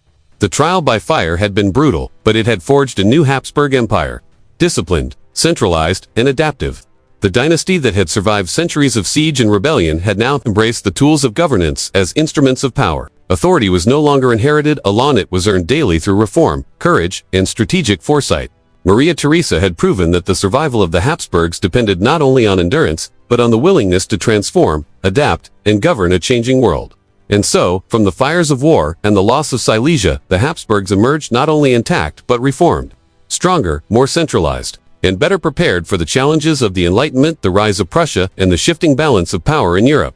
The empire that had survived by resilience now survived by design, proving that reform was not optional, it was survival.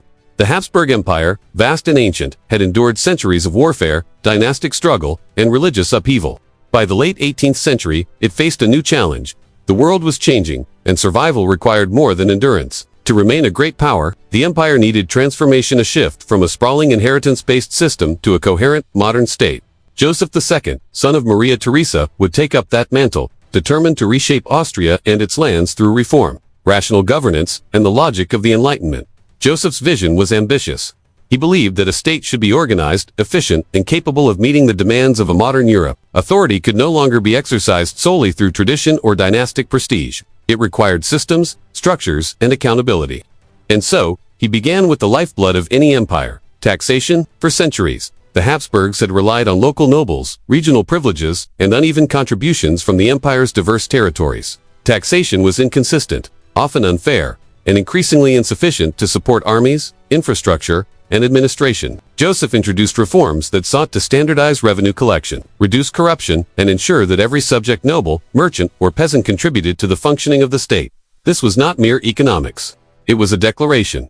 The empire would no longer be a patchwork of privileges and exemptions, but a unified, rationally governed polity. Military reform was equally urgent. The empire had been forged on the blood of soldiers defending Vienna, Hungary, and the eastern frontier against the Ottomans.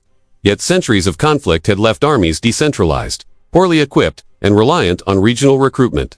Joseph reorganized the military, standardizing training, improving logistics, and professionalizing the officer corps. The Habsburg army would no longer be a collection of feudal levies. It would become a disciplined, centralized force capable of projecting imperial power and defending the integrity of the state. In doing so, Joseph not only strengthened the empire's defenses but also reinforced the authority of the central government over localities and regions. Education, too, became a tool of transformation. Joseph recognized that the empire's survival depended not only on armies and bureaucracy, but on the minds of its subjects. Schools were standardized, curricula modernized, and literacy promoted not as charity, but as an investment in the future of governance, commerce, and social cohesion. A state that educated its citizens could govern more effectively, extract loyalty more efficiently, and prepare the next generation to serve a complex, modern empire. In every classroom, Joseph saw the building blocks of political and social stability, a future where knowledge reinforced authority and where enlightenment could coexist with dynastic power.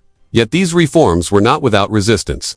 Nobles bristled at taxation, local administrators chafed under centralization, and traditionalists resented the intrusion of Enlightenment logic into centuries of custom. Implementing change across a multi-ethnic, multilingual empire was a monumental challenge. Joseph confronted rebellion, resentment, and bureaucratic inertia with the same determination he brought to policy: persistence, rational argument, and, when necessary, authority. Reform was a war of its own, a battle for the loyalty, compliance, and trust of millions. The paradox of Joseph II's reforms reflected the enduring Habsburg dilemma. Centralized power promised efficiency, security, and modernization, yet it risked alienating the very populations upon which the empire relied. Authority without consent could provoke unrest. Efficiency could breed resentment. Joseph understood that survival required not just rational structures, but diplomacy, persuasion, and careful calibration of power. The empire could be modernized, but only if reform did not fracture its delicate social and political fabric. By the end of his reign, Joseph II had left an indelible mark. Taxation, military organization, and education had been standardized and centralized to an unprecedented degree. Austria was no longer merely a collection of inherited lands. It was a state capable of coordinated governance, prepared to navigate the challenges of a rapidly changing Europe. Yet the reforms also revealed the limits of authority. The empire remained multi-ethnic, multilingual, and resistant to central control. Modernization had strengthened the machinery of government, but it could not erase centuries of regional autonomy, local privilege, and social expectation. The story of Joseph II's reforms was a story of ambition tempered by reality. The Habsburgs had survived wars, religious upheaval, and foreign invasion. Now they faced the challenge of survival through reform, through building a state that could govern itself as effectively as it could defend itself. Taxation, army reform, and education were more than policy. They were instruments of survival, tools to ensure that the dynasty endured in a world defined by reason, progress, and the inexorable logic of modernization. In Joseph II's reign, the Habsburgs learned a new lesson. Survival was no longer guaranteed by dynastic inheritance, military prowess, or religious legitimacy alone. The empire could endure only if it was capable of reform, capable of adapting to new ideas, and capable of governing effectively over its vast and diverse population. The old strategies of marriage, inheritance, and defense had secured survival for centuries, but the modern world demanded a different kind of power: rational, centralized, and relentlessly pragmatic. And so, the Habsburgs entered the 18th century, not just as survivors, but as architects of a modern state-tan empire, reshaped by reform, strengthened by centralization, and prepared to navigate the pressures of a new Europe. Theirs was a lesson in adaptation, endurance, and foresight. To govern an empire in the modern age, one had to build not only armies and fortresses, but institutions, systems, and the capacity to mold society itself. Joseph II ascended the Habsburg throne with ambition burning in his veins. The son of Maria Theresa had inherited an empire strengthened by survival and reform, yet he was determined to remake it in his own image. Enlightenment was his guide, reason his compass, and the machinery of government his tool. He envisioned a state where logic, efficiency, and justice reigned supreme, a modern empire for a modern age. But in his zeal, he would learn the hard truth. Reform without consent is like a sword wielded against one's own foundations. His vision was sweeping. Serfs, long bound to the land and the whims of local lords, were granted unprecedented freedoms.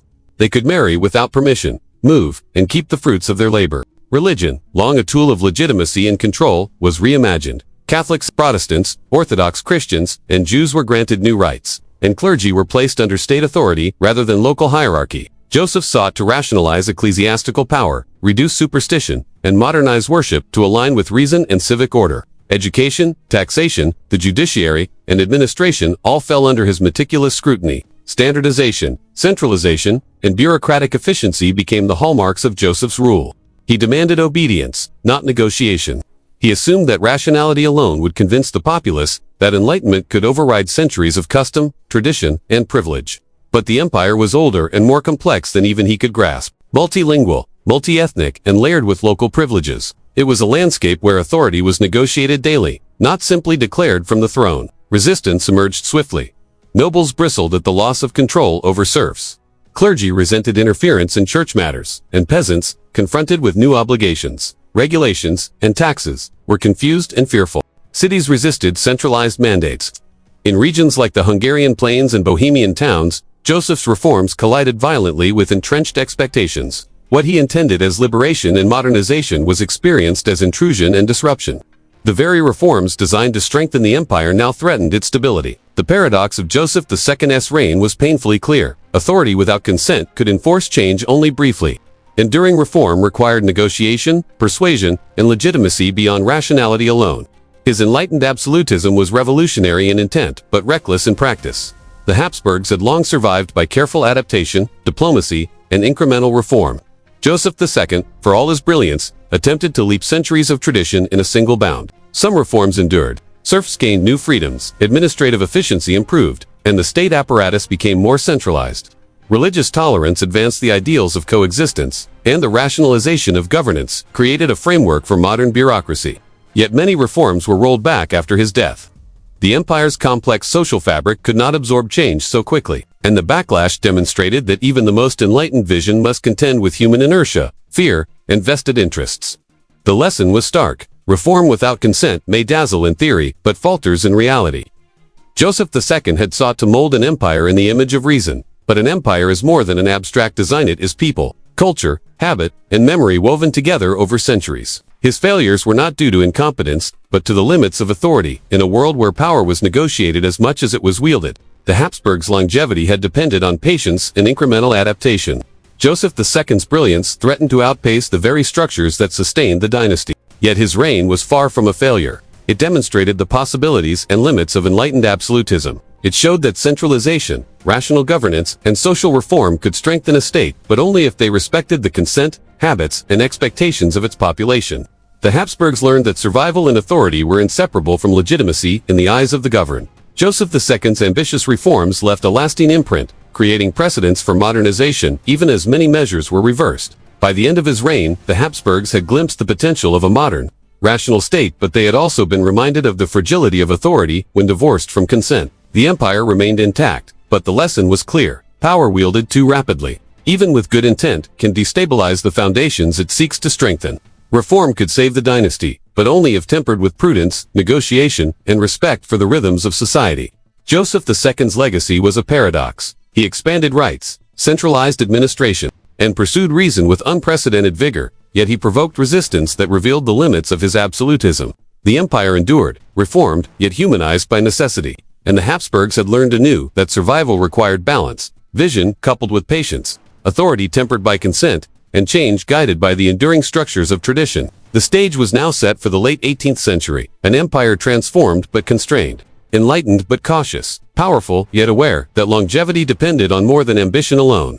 Joseph II had taught the Habsburgs that reform without consent may ignite progress, but it can also provoke revolt, and that the true art of empire is not merely to rule, but to govern wisely. The sun rose over the misted plains of Austerlitz in December 1805, but for the Habsburg Empire, it was a dawn that carried the chill of humiliation. Napoleon Bonaparte, the self-made emperor of France, had transformed warfare into art and revolution into a machine of conquest. Across Europe, old dynasties trembled, and the Habsburgs, once masters of endurance, diplomacy, and incremental reform, faced a foe whose genius exposed the limits of their centuries-old strategies. Austerlitz was more than a battle. It was a revelation. The Austrian army, bolstered by centuries of tradition, experience, and alliances, marched confidently onto the battlefield, expecting to assert its authority and maintain the balance of Europe. Yet Napoleon's forces, smaller in number but unparalleled in coordination, mobility, and innovation, turned expectation into disaster. The Habsburg army was outmaneuvered, encircled, and shattered. Command structures faltered, orders arrived too late, and centuries of cautious, methodical military doctrine crumbled under the pressure of rapid, decisive action. For the Habsburgs, Austerlitz was a shock that reached far beyond the battlefield. Military inferiority was laid bare for all Europe to see. The dynasty that had once defined itself as defenders of Christendom, bulwarks against the Ottomans, and victors of centuries of frontier wars, now faced the harsh reality. The old methods of warfare, administration, and strategy were insufficient in a world dominated by speed, innovation, and centralized genius. Prestige alone could no longer secure survival. Adaptation demanded revolution. The defeat at Austerlitz exposed the vulnerabilities of the empire. Commanders relied on tradition, not flexibility. Coordination across multi-ethnic forces proved cumbersome. Logistics lagged behind ambition. The Habsburgs had long excelled at endurance and coalition warfare, but Napoleon demonstrated that decisive, centralized authority embodied in one brilliant mind could outmatch even the most seasoned dynasty. Europe had entered a new era, and the Habsburgs were confronted with the stark choice: adapt or decline. Yet humiliation carried lessons as well as shame. The empire had been reduced, yes, but its resilience remained. Austrian diplomacy, bureaucracy, and financial systems allowed for rapid recovery, even as its armies were reorganized and retrained. Survival had always been the Habsburg way. Austerlitz reminded them that survival now demanded more than incremental reform. It required bold innovation, strategic flexibility, and the willingness to embrace new doctrines of warfare and governance. Napoleon's campaign was not just a military contest, it was an existential threat to the very identity of the Habsburgs. The dynasty had long relied on tradition, alliances, and the careful accumulation of influence. Now, those methods were tested against the dynamic force of revolutionary France. Every defeat carried political consequences. Territories ceded, prestige diminished, and authority challenged both abroad and at home. The old Europe, which the Habsburgs had helped shape, was crumbling beneath their feet, replaced by a world where merit, speed, and decisiveness outweighed heritage, ceremony, and caution. The empire reborn and reduced was the paradox of the early Napoleonic era. Habsburg lands remained vast, the dynasty intact, but its strategic position had weakened. Austerlitz was a moment of clarity. The lessons of history, the centuries of endurance, diplomacy, and cautious expansion could no longer guarantee survival. Military inferiority demanded reform. Political prestige needed reinforcement. Legitimacy alone could not defend borders against a revolutionary, industrialized, and ideologically driven opponent. Yet the dynasty endured, as it always had. Vienna remained a capital, the bureaucracy still functioned, and the Habsburgs retained the ability to govern. Defeat did not mean annihilation. It meant adaptation, reorganization, and learning from the genius of an enemy who had redefined the rules of power. The humiliation at Austerlitz, painful as it was, became a crucible. The empire would emerge, scarred, humbled, but with the potential to modernize, centralize, and survive in a world reshaped by Napoleon. The clash between Napoleon and the Habsburgs was more than a battle for territory, it was a contest of eras. The old world of dynastic prestige, incremental reform, and inherited authority had collided with the new world of revolutionary ideas, rapid mobilization, and centralized genius. Austerlitz revealed the Habsburgs' vulnerability, but it also demonstrated the enduring capacity of the dynasty to survive catastrophe and to recalibrate for the challenges of the modern age. For the Habsburgs, the humiliation of Napoleon's victories became a turning point. The empire was weakened, yes, but it had endured, and in endurance lay opportunity.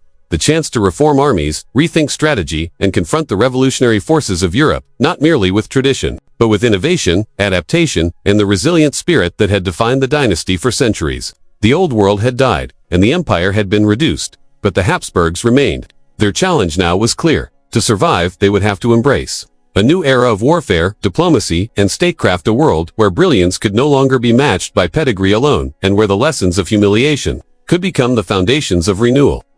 2 millennia of imperial tradition ended not with a roar, but with a decree. In 1806, Francis II, the last Holy Roman Emperor, signed the abdication that dissolved the centuries-old empire. The Holy Roman Empire, fragmented, complex, often ridiculed as a loose confederation of princes and electors, had endured since Charlemagne, surviving war, reform, and political intrigue. Yet, in the age of Napoleon, it had become untenable, an outdated relic in a Europe reshaped by revolution, nationalism, and modern military genius.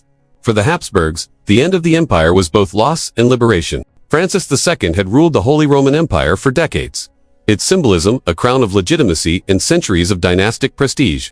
But its authority had long been more theoretical than practical. Princes, electors, and autonomous regions wielded real power. The emperor's command often extended only as far as his armies and alliances allowed. The dissolution, imposed by the pressures of Napoleonic conquest, merely acknowledged a reality that had existed for generations. The death of the Holy Roman Empire forced the Habsburgs to confront a paradox. Centuries of legitimacy and prestige were tied to an institution that could no longer defend itself, project authority, or shape Europe.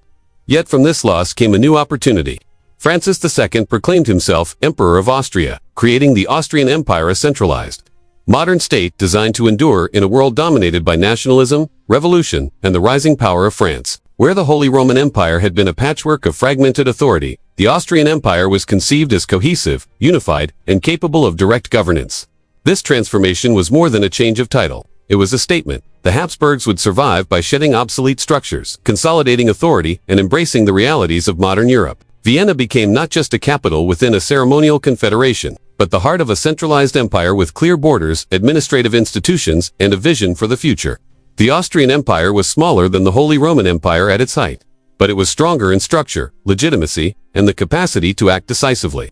The transition was symbolic as well as practical. The Holy Roman Empire had been a crown of history, a link to Charlemagne, the medieval past, and centuries of dynastic continuity. Its dissolution marked the death of the old Europe, the age of fragmented principalities, inherited privileges, and ceremonial authority. In its place rose a new Habsburg identity, modern, centralized, and resilient, prepared to compete with revolutionary France, Napoleonic ambition, and the emerging forces that would define the 19th century. Yet this transformation was not without tension.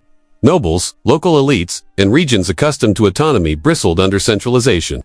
The Austrian Empire demanded loyalty not just to tradition, but to bureaucracy, taxation, and the authority of a single imperial center. Consolidation brought efficiency, but also required negotiation, coercion, and careful management. The Habsburgs had survived centuries by balancing ambition with restraint. Now, in this modern age, they had to wield authority decisively while maintaining the legitimacy that centuries of precedent had once guaranteed effortlessly.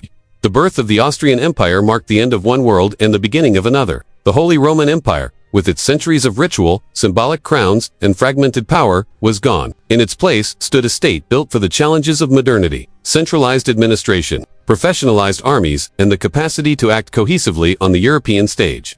For the Habsburgs, this was not merely survival, it was adaptation. They had lost a title, but they had gained clarity, cohesion, and a platform for renewed influence. Napoleon's triumphs had crushed the old order, but they also clarified the rules of power. Legacy alone could not guarantee survival. Armies, institutions, and administrative capacity now determined whether an empire endured. The Habsburgs, shaped by centuries of siege, war, and reform, embraced the lesson. To survive in the modern world, they had to transform. The Austrian Empire was that transformation, rooted in history, yet designed for the future. As Vienna emerged as the capital of a centralized empire, the Habsburgs faced the centuries ahead with a new identity.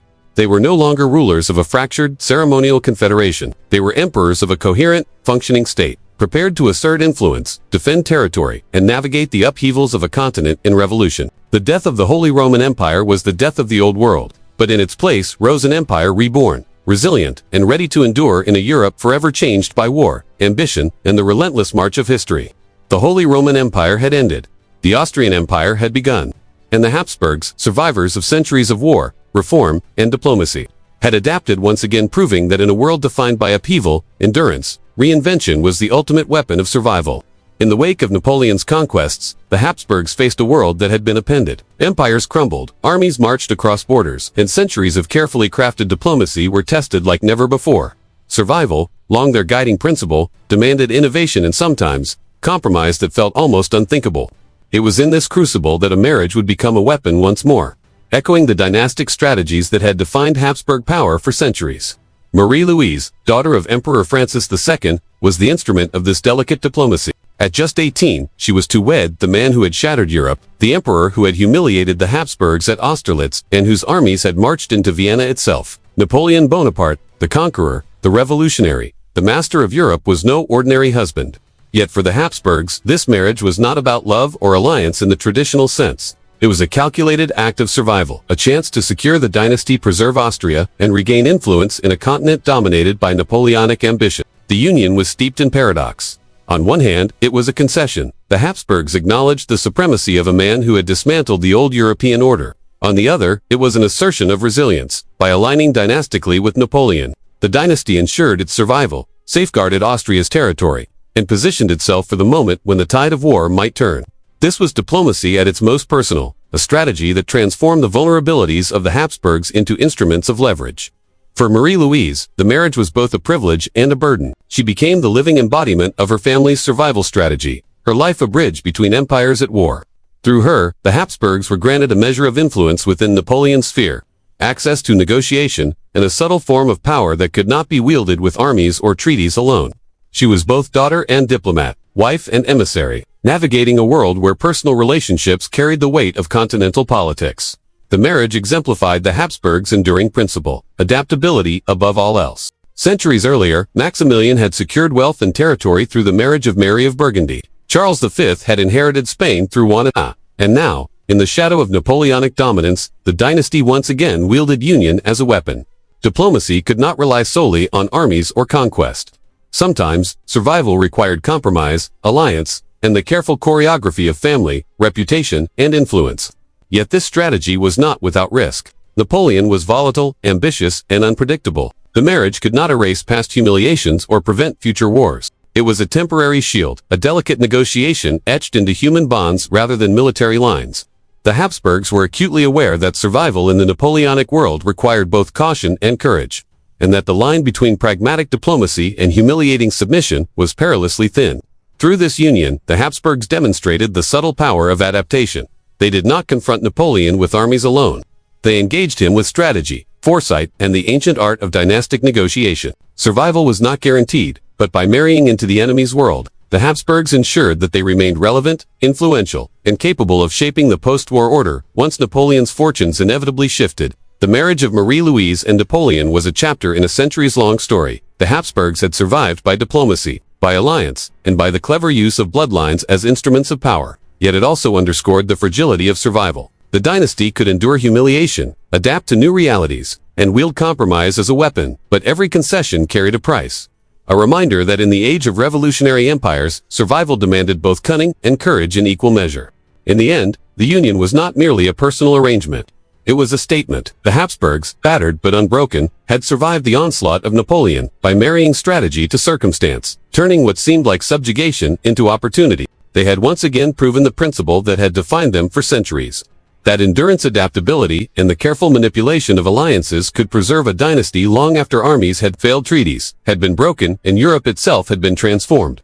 The marriage with the enemy was more than survival, it was diplomacy incarnate, a testament to the enduring genius of the Habsburg approach. When the world changes, the wise do not resist blindly. They adapt, negotiate, and endure.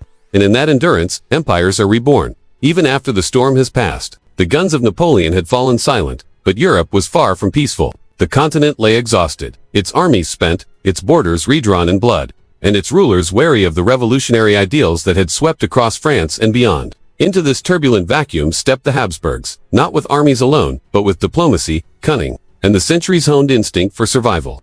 At the center of this effort stood one man, Prince Clemens von Metternich, Austria's foreign minister, the architect of a restored Europe. The Congress of Vienna, convened in 1814, was less a celebration of victory than a deliberate act of construction. Diplomats, ministers, and monarchs from across the continent gathered to rebuild a world torn apart by revolution and war. Borders would be redrawn, dynasties restored, and the fragile equilibrium of power carefully recalibrated. For the Habsburgs, this was an opportunity to assert influence, not through battlefield glory, but through negotiation, vision, and the art of consensus, a form of power, as subtle as it was enduring. Metternich understood that survival in this new Europe required stability above all else. The revolutionary fires of France had revealed the danger of rapid change, of unchecked ambition, and of ideological fervor. The Habsburgs had endured for centuries by balancing reform with tradition, authority with consent, and adaptation with patience. Now, under Metternich's guidance, Austria would export that approach to Europe itself, a continent governed not by the passions of the moment, but by careful calculation, diplomacy, and the conservative principles that had long underpinned dynastic survival. At the heart of the Congress was the concept of the balance of power. France, though defeated, could not be annihilated. Britain, Russia, and Prussia each demanded influence. Smaller states sought protection or expansion. Metternich's genius was to craft a system in which no single power could dominate, where alliances, borders, and guarantees created a web of stability that favored Austria. Vienna, the Congress was not merely political, it was philosophical. The principle was clear: stability over progress, order over revolution, preservation over innovation. Constitutions, reforms, and liberal ideals were subordinated to the survival of the dynasties and the integrity of borders. Austria, long the defender of tradition, positioned itself as the guardian of this conservative order, wielding influence not by conquest but by consensus, persuasion, and the authority of precedent. The Habsburgs had learned, through centuries of warfare and reform, that empires endure when stability is prioritized above ambition. The settlements of Vienna restored many of the old regimes toppled by Napoleon. France retained its borders but was constrained. Poland, Germany, and Italy were reshaped, and the Holy Roman Empire, long dissolved, would not return. But Austria emerged stronger and more central than ever in European politics. Metternich's system was designed to prevent revolution, deter war, and maintain a framework in which diplomacy and tradition could safeguard survival. It was a triumph of prudence over passion, of patience over glory. Yet stability was a delicate balance. Conservatism masked the tensions that would later erupt across Europe. Nationalism, liberalism, and the memory of revolution lingered beneath the surface. The Habsburgs, while secure, now governed a multi-ethnic empire whose loyalty was conditional and whose diversity was vast. The Congress of Vienna ensured peace for decades, but it could not erase the underlying pressures of modernization, economic change, or the desires of peoples long constrained under dynastic authority. For the Habsburgs, the Congress represented the apex of centuries of strategy. Through diplomacy rather than war, negotiation rather than conquest, they secured Austria's place at the center of European politics. The dynasty had survived invasions, revolutions, and Napoleonic domination.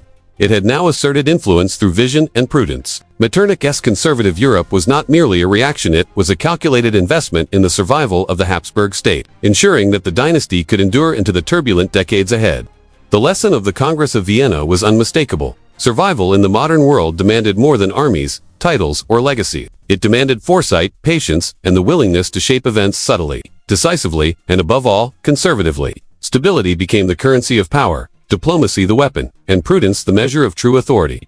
The Habsburgs had endured centuries by understanding these principles, and now they had imposed them upon Europe itself. The old world, battered by revolution and war, had been restrained and reorganized. Austria emerged, not as the empire that conquered lands, but as the empire that preserved Europe, a central actor in a delicate equilibrium where diplomacy replaced battlefields, and patience replaced ambition. The Congress of Vienna secured not only peace but legitimacy, demonstrating once again that the Habsburgs' greatest strength lay not in the sword alone, but in the enduring art of survival. After the Congress of Vienna, Europe had been stitched together like a delicate tapestry, each thread meticulously placed to preserve balance and prevent upheaval. At the center of this fragile order stood Austria and its astute chancellor, Clemens von Metternich, a man whose vision was not to expand empires, but to contain them, not to spark revolutions, but to suppress them. The Metternich system became the instrument by which the Habsburgs sought to govern an empire of astonishing diversity without surrendering stability. Surveillance was its backbone. Across the Austrian Empire, secret police monitored conversations in salons, whispers in cafes, and letters crossing borders.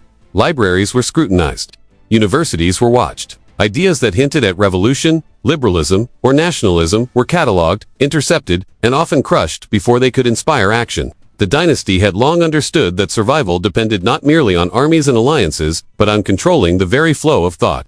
Knowledge, it seemed, could be as dangerous as gunpowder. Censorship extended beyond newspapers and pamphlets. Plays, literature, and scholarly works were examined for subversion. Professors were questioned. Editors threatened. The empire's subjects could read, write, and speak, but always within boundaries set by a state determined to prevent the spark of rebellion. Freedom of expression, one of the Enlightenment's promises, was subordinated to survival. The Habsburgs were not indifferent to ideas, they feared them. The empire endured, but it endured under watchful eyes and heavy hand.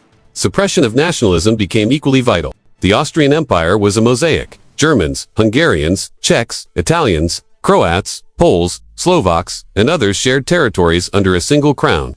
Each people carried language, culture, and identity, some of which clashed with the centralizing vision of Vienna. Metternich's solution was simple: deny the expression of difference, suppress the symbols of separatism, and portray loyalty to the emperor as the only path to security. Schools, churches, and local administrations became instruments of assimilation, subtly and, sometimes not so subtly, reinforcing the unity of the crown over the diversity of its subjects. Yet this rigid control was a paradox. The Habsburgs had survived through adaptability, strategic marriages, and bureaucratic reform. Now, they relied on suppression, coercion, and denial to maintain authority. Stability replaced progress, order replaced justice, and security became more important than consent. The empire was intact, but the cost was the slow buildup of resentment, nationalism simmering beneath the surface, and the quiet erosion of loyalty that could not be coerced forever. Metternich himself embodied the principle of cautious pragmatism. He understood the empire's fragility and believed that order, no matter how stifling, was preferable to the chaos of revolution. He created a network of alliances, secret treaties, and conferences across Europe to maintain equilibrium. Austria became the enforcer of conservative order, intervening in Naples, Italy, and Hungary to quash uprisings before they could spread. The empire's strength lay in its ability to anticipate unrest and to act decisively, invisibly, and mercilessly when necessary. But the system had limits. Surveillance could monitor ideas, but it could not erase identity. Censorship could suppress speech, but it could not extinguish desire. Nationalism and liberalism were like water in a sieve. They seeped through, gathering strength in private homes, secret societies, and forbidden gatherings. The very rigidity of the Metternich system ensured that the pressure built quietly, inevitably, beneath the surface, preparing the stage for upheaval. For the Habsburgs, the era of surveillance and suppression was both triumph and trap.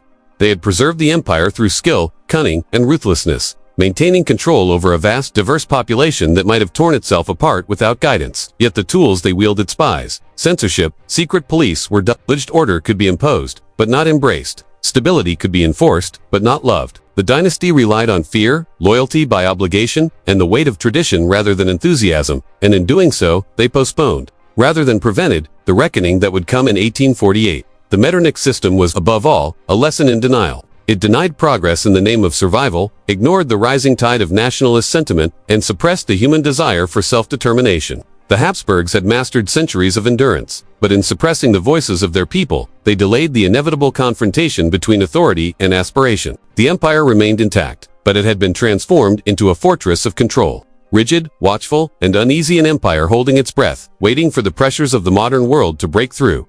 And break through they would. The age of denial could not last forever.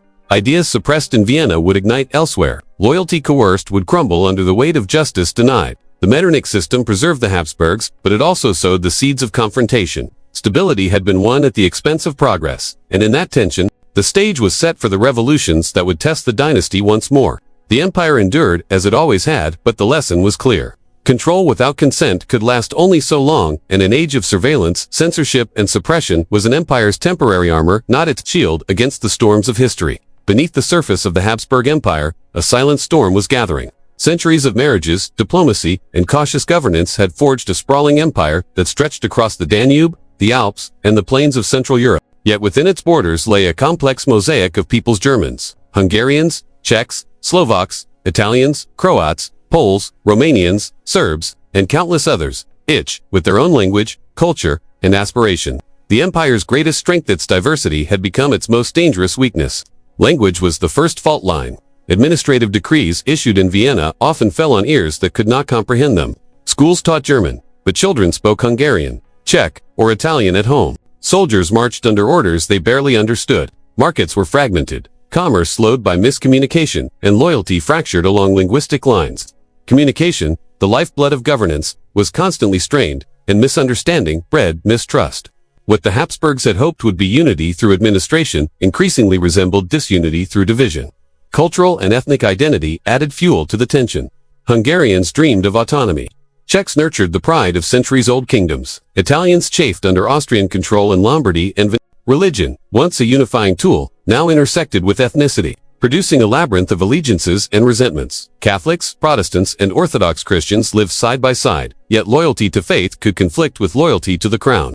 The empire's intricate balance relied on careful management of these identities. Yet every success was fragile, and every concession could ignite new rivalries. Economic imbalance exacerbated the problem. Industrialization had taken root unevenly. The Austrian heartlands prospered. Cities in Bohemia flourished with factories, while Galicia, Hungary, and the Balkans lagged behind, mired in poverty and subsistence farming. Wealth flowed toward Vienna and select urban centers, leaving vast swaths of the empire economically neglected.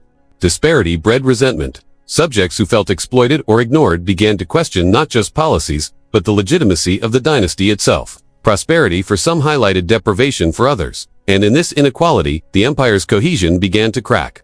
The empire's bureaucratic machinery, honed over centuries, struggled to reconcile these contradictions. Centralization and standardization, which had once strengthened the Habsburgs, now clashed with the realities of ethnicity, language, and local tradition. Officials were tasked with enforcing loyalty to a distant Vienna, yet every edict risked offending centuries of local custom. The more the crown sought to impose order, the more visible the fractures became. It was a delicate equilibrium, maintained not through consent alone, but through coercion, obligation, and the occasional compromise. These measures were growing insufficient. Nationalist ideas, suppressed by Metternich for decades, now began to seep into public consciousness. Secret societies, pamphlets, and clandestine meetings carried words of self-determination across borders. Ethnic pride, long constrained under imperial rule, found expression in art, literature, and political agitation. The empire's subjects, diverse and distant from Vienna, began to imagine a world defined not by dynastic authority, but by ethnicity and nationhood. The very mosaic that had created strength and diversity now threatened to dissolve the empire from within. In the military, these divisions were equally dangerous. Conscripts spoke different languages, bore loyalty to local leaders rather than Vienna, and were often reluctant participants in imperial campaigns. Unity on the battlefield, once assumed, was no longer guaranteed. The army, a traditional pillar of Habsburg authority, was increasingly a patchwork, reflecting the empire's fragmented society. Commanders relied on discipline and coercion, but morale and cohesion were fragile, mirroring the tensions simmering. In civilian life, the multinational empire had become a time bomb, a state whose surface order concealed deep, intersecting pressures. Language, culture, religion, and economy intersected in ways that were increasingly volatile. Each policy that favored one group risked alienating another. Each attempt at centralization threatened local identity. The Habsburgs had survived foreign invasion, religious war, and revolution, but could they survive the pressures of an empire made up of thousands of distinct identities, all yearning for recognition, autonomy, or equality? The lesson was stark. Diversity could be a source of resilience when skillfully managed, yet it could become a fatal weakness when suppressed, ignored, or mismanaged. The Habsburgs' centuries of experience in diplomacy, marriage alliances, and bureaucratic reform were insufficient to resolve the contradictions of language, ethnicity, and economic disparity. The empire endured, but under the surface, tension coiled like a spring, ready to snap. By the mid-19th century, the multinational time bomb would begin to detonate. Revolt, unrest, and revolution were not distant threats, they were inevitable consequences of the empire's internal contradictions. The Habsburgs had built an empire that could survive war, invasion, and political upheaval, yet they now faced a far more insidious challenge: survival within their own borders, against the forces of identity, aspiration, and inequality that centuries of order could not suppress. The empire had long thrived on adaptability, marriage, and diplomacy. But in a world where people no longer obeyed solely out of obligation, where voices demanded recognition, and where economic and linguistic inequality bred frustration, the Habsburgs were forced to confront a harsh reality. The greatest threat to the dynasty was no longer Napoleon, revolution, or foreign power. The greatest threat was within a complex, multilingual, and economically imbalanced empire whose cohesion rested on centuries of artful governance, now pushed to its limits. The multinational time bomb was ticking, and when it exploded, it would challenge everything the Habsburgs had built, forcing them to navigate the impossible, maintaining authority over a people whose identities and ambitions could no longer be contained, silenced, or ignored. Survival, once the product of diplomacy and endurance, now required innovation, courage, and the ability to confront the ungovernable forces of diversity itself. Vienna shimmered like a jewel in the heart of Europe. Its streets were alive with the hum of carriages, the rustle of silk, and the gentle clink of coffee cups in crowded cafes. Music floated from grand concert halls, artists painted with audacity, and philosophers debated ideas that would shape the modern mind. This was a city of cultural brilliance, a stage where genius flourished. and where the arts became the lifeblood of an empire that had long relied on diplomacy, bureaucracy, and order. Yet beneath this glittering surface lay a political reality in stark contrast: paralysis, inertia, and an empire struggling to reconcile tradition with the demands of a rapidly changing world. The Golden Age of Vienna was a paradox. On one hand, it was a hub of unprecedented creativity. Gustav Klimt's brushstrokes challenged the boundaries of art, capturing the tensions of modernity with sensuality and daring. Sigmund Freud began to probe the human mind, exposing the hidden impulses that drove desire, ambition, and anxiety. Composers such as Brahms, Mahler, and Strauss transformed music into a reflection of both personal emotion and societal grandeur. Cafes became the theaters of intellectual life, where poets, thinkers, and students debated ideas that ranged from philosophy to politics, from psychology to the nature of society itself. Yet the brilliance of culture highlighted the stagnation of politics. The Habsburg Empire, centuries old and vast, was caught in a web of bureaucratic rigidity, ethnic tension, and cautious conservatism. Metternich's system of surveillance, censorship, and suppression had faded, but its legacy endured. Reform remained slow, the bureaucracy cumbersome, and authority centralized yet hesitant. The government struggled to respond to the demands of a multi-ethnic empire, leaving Vienna's cafes and salons to become a refuge for discussion that could not influence policy. The city was alive with thought, but the state was frozen in place. Economic and social modernization advanced unevenly. Industrial development clustered in Bohemia and Austria, while Hungary, Galicia, and parts of Italy lagged behind. Political reform lagged even further. Liberalism, nationalism, and the calls for constitutional government simmered beneath the surface. Yet Vienna's governing class preferred the safety of tradition over the risks of change. Innovation thrived in art and science, but governance remained trapped in old patterns, weighed down by centuries of precedent. This tension created a unique phenomenon. Cultural brilliance existed alongside political paralysis. The empire produced some of the world's most profound thinkers, artists, and musicians, while simultaneously struggling to maintain cohesion among its diverse peoples. The gap between intellectual vitality and administrative lethargy was stark, a reflection of an empire at a crossroads. Innovation in culture could not compensate for stagnation in politics. The genius of the Viennese mind was mirrored by the frustration of the Viennese state. Yet this juxtaposition was not accidental. For centuries, the Habsburgs had survived by balancing adaptability with caution, reform with repression. The arts and intellectual life offered a way to channel energy and ambition safely, providing a veneer of progress without challenging the core of imperial authority. Salons, concert halls, and cafes became the permitted arenas for experimentation, discussion, and debate spaces where creativity could flourish while political structures remained intact. Culture became a valve for expression, a way to release pressure without threatening the foundations of the empire. Still, the pressures beneath the surface grew. Nationalist movements in Hungary, Bohemia, and Italy increasingly demanded recognition. Liberal thinkers in Vienna called for constitutions, rights, and representation.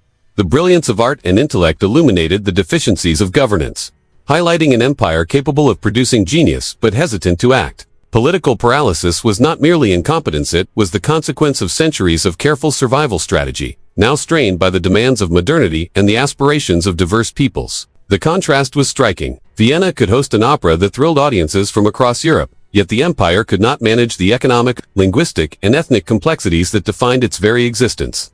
Freud probed the unconscious of humanity, while bureaucrats debated tax reform in endless committees. Klimt painted the sensual and the modern, while generals calculated the deployment of troops to suppress unrest. Music soared, salons buzzed, and cafes hummed, but the machinery of power creaked under its own weight. In this era, the Habsburg Empire revealed a fundamental truth. Cultural brilliance can inspire, enchant, and define a civilization, but it cannot replace effective governance. The genius of Vienna was both a testament to the empire's enduring sophistication and a mirror reflecting its limitations. The Habsburgs had built an empire that could foster intellect and creativity, yet one that struggled to govern its people decisively, equitably, or efficiently. As the 19th century progressed, the tension between culture and politics would intensify. Artistic triumphs and intellectual achievements would continue to shine. Yet the empire's paralysis would make it increasingly vulnerable to the pressures of nationalism, industrialization, and social change. Vienna's golden age was both a triumph and a warning. Brilliance alone could not save an empire if the machinery of governance remained trapped in the past. The lesson was clear. The Habsburgs had mastered survival for centuries through diplomacy, marriage, and cautious reform. But in a world of accelerating change, the contrast between cultural genius and political stagnation was no longer sustainable.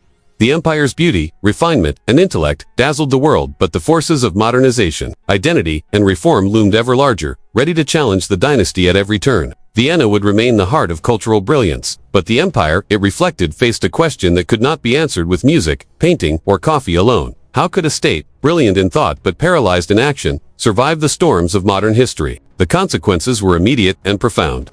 Austria was excluded from German political life. The German Confederation in 1848. The air of Europe seemed charged with possibility. The winds of change swept from Paris to Berlin and then eastward, carrying with them the cries of peoples long constrained by empire, hierarchy, and centuries of imposed order. For the Habsburgs, the spring of 1848 was not a season of renewal, it was the eruption of forces they had long suppressed: nationalism, liberalism, and the impatient demand for freedom. The empire's fragile facade of stability cracked, revealing the pressures that had been building beneath the surface for decades. Vienna, the sparkling heart of the empire, became the first stage of this upheaval. Cafes and salons that had once hosted discussion and debate now transformed into theaters of protest. Students, workers, and intellectuals flooded the streets, demanding constitutional government, freedom of the press, and political reform. Barricades went up, bullets flew, and the streets of the imperial capital, which had long been a symbol of order and elegance, became a battlefield between centuries of authority and the fiery impatience of modernity. The dynasty watched as the city it had cultivated for culture and diplomacy turned against it in fury. Yet Vienna was only the beginning. In Hungary, centuries of unique identity and privilege clashed with imperial centralization. Lajos Kossuth emerged as the voice of a nation impatient for recognition, leading calls for independence, self-rule, and the dismantling of imperial authority. Hungarian patriots demanded the right to govern themselves, to control taxation, and to preserve language, culture, and law from Vienna's heavy hand. The Habsburgs, who had long ruled through compromise, marriage, and cautious reform, now faced a challenge that could not be neutralized by diplomacy or symbolic gestures alone. It was a confrontation of wills, empire versus nation, tradition versus self-determination. Czech and Italian regions added to the firestorm. In Bohemia, Prague became a hub of nationalist fervor, with demands for cultural recognition, political autonomy, and the revival of language suppressed for generations. In Lombardy and Venetia, Italian patriots rose against Austrian administration, inspired by the promise of unification and liberation from a dynasty perceived as foreign. Across the empire, the mosaic of peoples, the very strength that had allowed centuries of survival, revealed itself as a source of vulnerability. Ethnic, linguistic, and cultural differences fueled uprisings that erupted almost simultaneously, overwhelming the mechanisms of control. The Habsburg response was a mixture of force, negotiation, and survival instinct. Troops were deployed to suppress riots in Vienna, Hungary, and northern Italy. Metternich had been gone for decades, but his legacy of surveillance, diplomacy, and cautious authority endured, though now tested beyond its limits. Revolts were crushed in some areas, concessions made in others, and the empire demonstrated both its resilience and its fragility. The military, bureaucracy, and dynasty had survived centuries of external threats, yet now faced the far more complex challenge of internal division. The revolutions of 1848 revealed the limits of centuries-old survival strategies. The Habsburgs had endured invasions, religious wars, Napoleonic conquest, and nationalist pressures, but the combination of modern ideas, printing presses, and nationalist consciousness was unprecedented. Control over ideas, loyalty, and identity, once assumed through centuries of hierarchy and repression, could no longer be guaranteed. The empire's multinational composition, which had once been a source of adaptability, now became a battlefield of competing aspirations. Yet even amid chaos, the Habsburgs demonstrated their enduring strength. Vienna was retaken. Hungarian uprisings were ultimately suppressed with military force. Northern Italy was pacified temporarily. The dynasty survived, proving that centuries of experience in diplomacy, coercion, and adaptation could still navigate crises, but the cost was high. Trust eroded, resentment simmered, and the illusion of harmony, the carefully maintained image of a united empire, was shattered. The springtime of nations was both a warning and a lesson. The empire could survive revolution, but survival required ruthlessness, decisiveness, and adaptability in ways that exposed the human and moral cost of authority. The Habsburgs had long relied on patience, negotiation, and strategic marriages. Now they relied on armies, suppression, and the hard calculation of survival. The genius of endurance had to contend with the unpredictable force of popular will. By the end of 1848, it was clear that the Habsburg Empire had survived yet another storm, but at the cost of revealing its most dangerous vulnerabilities. Nationalism, liberalism, and social unrest were no longer distant threats. They were alive within the empire's borders, demanding recognition, reform, or suppression. The springtime of nations had not toppled the dynasty, but it had exposed the ticking internal time bombs, the contradictions, and the pressures that would continue to shape the empire in the decades to come. In the golden halls of Vienna and the barricaded streets of Budapest, the lesson was the same. Survival required more than tradition. It required foresight, flexibility, and sometimes ruthlessness. The Habsburgs had endured for centuries by adapting to the external world, but the revolutions of 1848 revealed a new truth. The greatest threat was no longer foreign conquest, but the voices and aspirations of the empire's own people. And the empire's response would define its survival in the modern age, an age in which tradition clashed with the unstoppable momentum of change. The Habsburg throne passed to a young man in 1848 amidst fire, barricades, and the tremors of revolution. Franz Joseph, barely 18, ascended to the imperial crown at a time when the empire's foundations seemed to shift beneath his feet. Vienna smoldered with discontent. Hungarian patriots demanded independence, and nationalist uprisings flickered across the empire's periphery. The dynasty's centuries-long mastery of survival was about to be tested once more, not by foreign armies, but by the restless, insistent voices within its own borders. Franz Joseph inherited more than a title.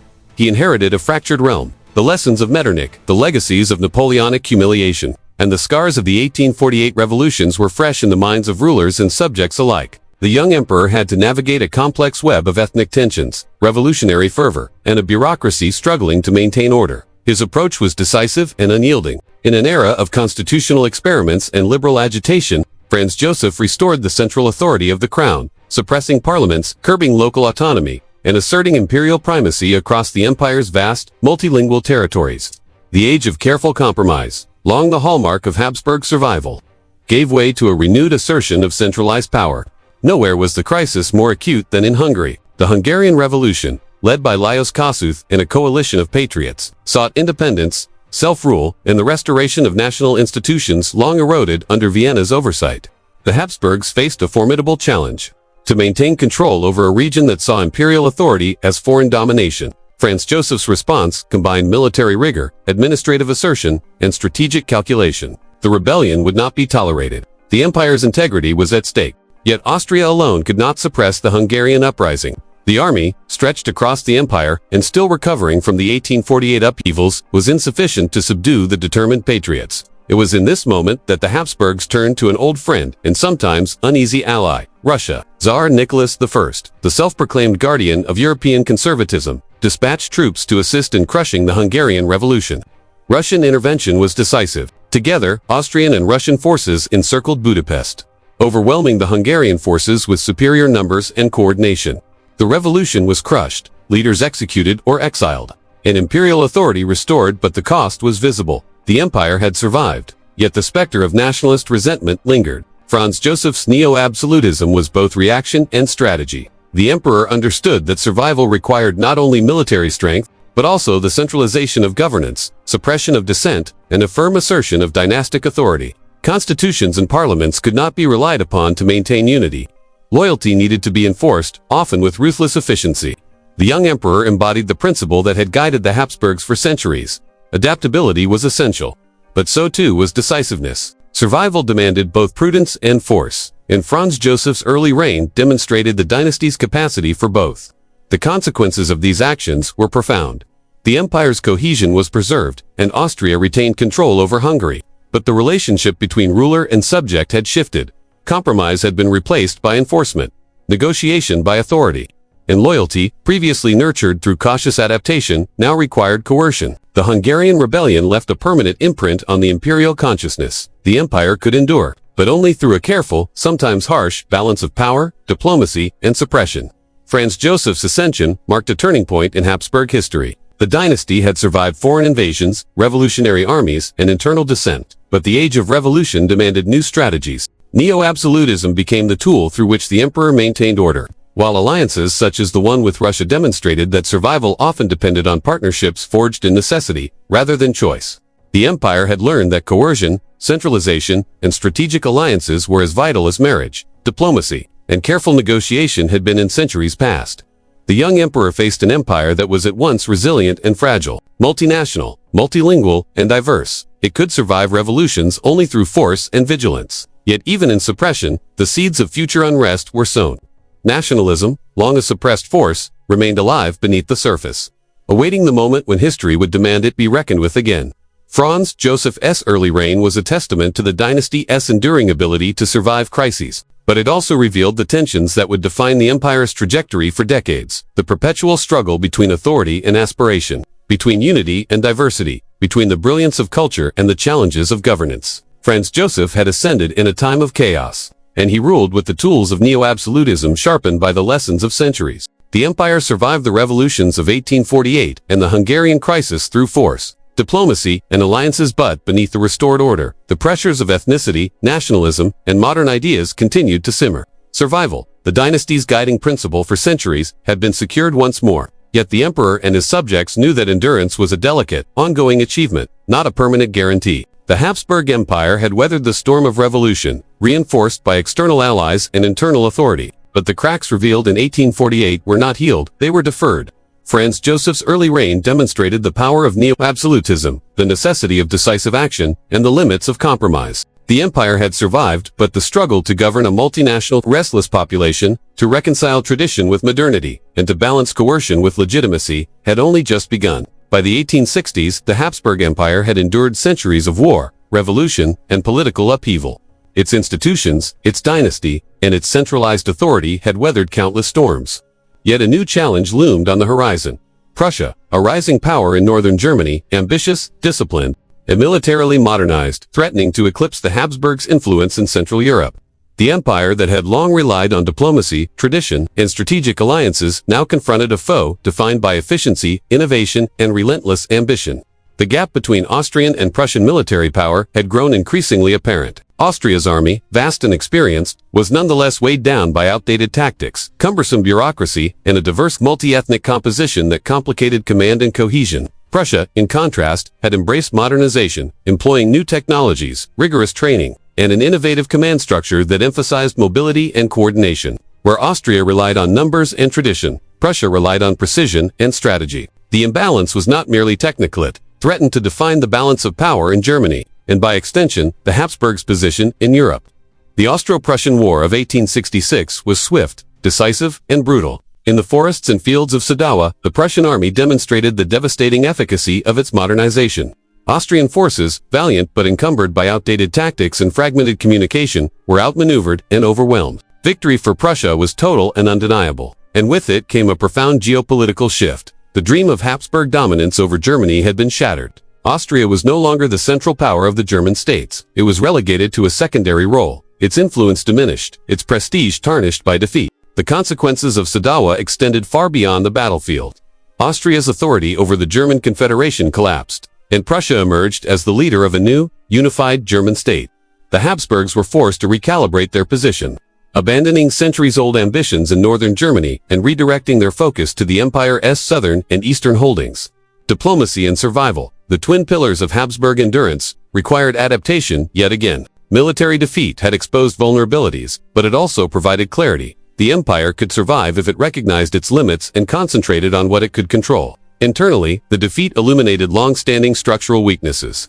The empire's multi-ethnic army, while vast, had struggled with communication, loyalty, and cohesion. Commanders faced challenges, coordinating troops drawn from dozens of linguistic and cultural backgrounds, a complication Prussia had skillfully avoided through standardization and centralized training. Beyond the battlefield, political leadership had underestimated the pace of modernization in Europe, relying on tradition and past experience where innovation was required. Sadowa was not merely a military failure, was a symptom of a broader structural stagnation within the empire. Yet, even in defeat, the Habsburgs demonstrated resilience. Franz Joseph, who had ascended during revolution decades earlier, navigated the crisis with a combination of pragmatism and authority. Austria's withdrawal from German affairs did not signal collapse. Instead, it marked a strategic recalibration. The empire turned inward, focusing on consolidating control over its diverse populations, strengthening bureaucratic and administrative structures, and preparing for the challenges of a rapidly industrializing Europe. Defeat forced the dynasty to confront reality, to shed illusions of dominance, and to embrace the art of survival with renewed clarity. The Austro-Prussian War also accelerated internal political evolution. The realization that Austria could not compete militarily with a unified,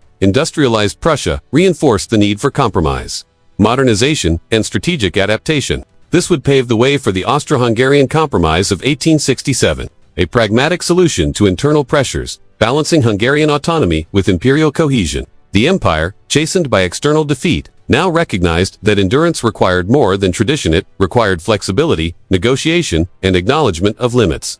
Sadawa was a lesson in the changing nature of power. The Habsburgs had survived centuries of warfare, yet in the industrialized, nationalistic world of the mid-19th century, survival demanded recognition of new realities. Military innovation, technological advancement, and strategic foresight had become as critical as diplomacy, marriage, or bureaucratic skill. Prussia's triumph reminded the dynasty that past successes were no guarantee of future dominance, and that adaptation, long the key to Habsburg endurance, was not optional in the modern age. The empire's response was decisive yet measured. Austria withdrew from German affairs, recognized the ascendancy of Prussia, and concentrated on consolidating control over its own diverse territories. Military reform began slowly, bureaucratic modernization accelerated, and the lessons of Sadawa were etched into the consciousness of the dynasty. The Habsburgs had survived humiliation, but they understood that the cost of ignoring modernization, innovation, and strategic recalibration was far greater than defeat on a battlefield. It was the risk of irrelevance in a changing Europe. Prussia's challenge marked a turning point. The empire that had long dominated Central Europe now faced the limits of its influence, the constraints of tradition, and the pressures of modern statehood. The Austro-Prussian War was a defeat in military terms, but also a catalyst, a moment that forced the Habsburgs to adapt politically, administratively, and strategically. Survival demanded recognition of the new realities, and the dynasty, resilient as it had been for centuries, embraced them. The lesson of Prussia was clear: brilliance in culture, resilience in diplomacy, and centuries of tradition could preserve an empire through revolution and internal unrest.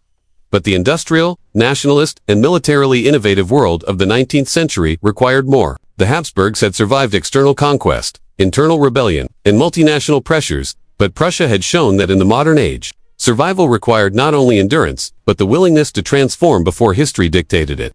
The morning mist clung to the fields near Königgrätz, a quiet landscape that would soon echo with the roar of cannons and the cries of men. In 1866, the Habsburg Empire faced a battle that would redefine its place in Europe, not just as a regional power, but as a leader of the German states. For centuries, Vienna had been at the heart of Central European politics, guiding the affairs of the German Confederation, shaping alliances, and asserting authority over princes and kings alike. That era ended in a single, decisive day. The Austro-Prussian War had begun months earlier, a conflict born of competition, modernization, and the inexorable rise of Prussia. Austrian generals marched with experience and valor, but their forces were burdened by antiquated tactics, sluggish command, and the challenges of a multi-ethnic army. Prussia, in contrast, fought with a precision and efficiency honed by decades of military reform. The armies met at Königgrätz, and the result was catastrophic for Austria. In hours, centuries of Habsburg dominance over German affairs crumbled. Prussian artillery and the innovative use of railroads allowed for rapid troop movements, while superior command coordination and modern rifles devastated the Austrian ranks. Königgrätz was more than a battlefield. It was a symbol of historical transition. The Austrian army, once the unchallenged instrument of dynastic power in Central Europe, had been decisively outmaneuvered. The consequences were immediate and profound. Austria was excluded from German political life. The German Confederation, long dominated by Habsburg influence, dissolved, replaced by a new North German Confederation led by Prussia. For the first time in centuries, Vienna was no longer the center of German leadership. It was a spectator as history's currents moved northward, carried by a state that had embraced industrialization, militarization, and nationalist momentum. The empire had not only lost a battle, it had been surpassed by the modern forces of history. The defeat at Königgrätz revealed the empire's growing vulnerabilities. Military strength, once the hallmark of Habsburg authority, had stagnated. Technology, mobility, and strategy, areas in which Austria had lagged behind, had determined the outcome of the conflict. Prussia's victory was a testament to the power of modernization and adaptability principles. The Habsburgs had long valued in diplomacy and administration, but now applied decisively on the battlefield. History had overtaken tradition. The halls of Vienna and Budapest echoed with a quiet, calculated relief in 1867. After years of humiliation, military defeat, and internal unrest, the Habsburgs faced a choice: fracture under pressure, or reinvent themselves to survive. The solution was both audacious and pragmatic: the Austro-Hungarian Compromise, the Ostgleiche political gamble that transformed the empire into a dual monarchy, preserving the dynasty while acknowledging the rising power of Hungarian nationalism. It was a masterstroke of survival, yet one built on fragile foundations. Franz Joseph, the young emperor who had ascended amidst revolution and turmoil, now navigated the intricate machinery of compromise. Austria and Hungary became equal partners under a single crown, each with its own parliament, administration, and internal autonomy, yet united by common foreign policy, defense, and finance. The emperor remained the linchpin, the bridge between the two halves. embodying continuity and authority while allowing unprecedented self-governance to Hungary. The compromise was more than a treaty, it was an experiment in preserving empire in the face of the modern challenges of nationalism and industrialization. The genius of the Ausgleich lay in its pragmatism. For the Habsburgs, the alternative had been stark: continued unrest, rebellion, or even disintegration. Hungary, with its proud history, population, and elite leadership, would no longer be a problem to be suppressed by force, it would now be a partner to be negotiated with, a participant in the empire's survival. The solution allowed the dynasty to retain power, placate Hungarian aspirations, and stabilize the internal politics of a diverse and sprawling empire. The compromise worked because it recognized the limits of authority and embraced the art of adaptation, the very principle that had guided the Habsburgs for centuries. Yet the dual monarchy was a delicate balancing act. Austria retained control over its German-speaking lands, Bohemia, Galicia, and other regions, while Hungary asserted its autonomy over Magyars, Transylvania, and parts of Croatia. The two halves shared foreign policy and defense, but internally, they were semi-independent. This division preserved unity while acknowledging difference, a novel solution in an age when nationalism threatened empires across Europe. The Habsburgs had traded centralized authority for the illusion of cohesion, hoping that compromise would buy time, stability, and survival. The compromise also revealed the empire's underlying fragility. While Austria and Hungary reached an agreement, the rest of the empire remained a patchwork of ethnicities, languages, and loyalties. Czechs, Slovaks, Croats, Romanians, Italians, and others were excluded from the dual arrangement, their aspirations deferred or ignored. The Ausgleich provided a temporary fix for one part of the empire, but it highlighted the limits of compromise. Not all voices could be satisfied, and unresolved tensions simmered beneath the surface, waiting for the pressures of modernity to test them. Economically, the dual monarchy brought both promise and challenge. Hungary flourished with its own budget and infrastructure projects, investing in railways, industry, and agriculture, while Austria stabilized its administration and finances.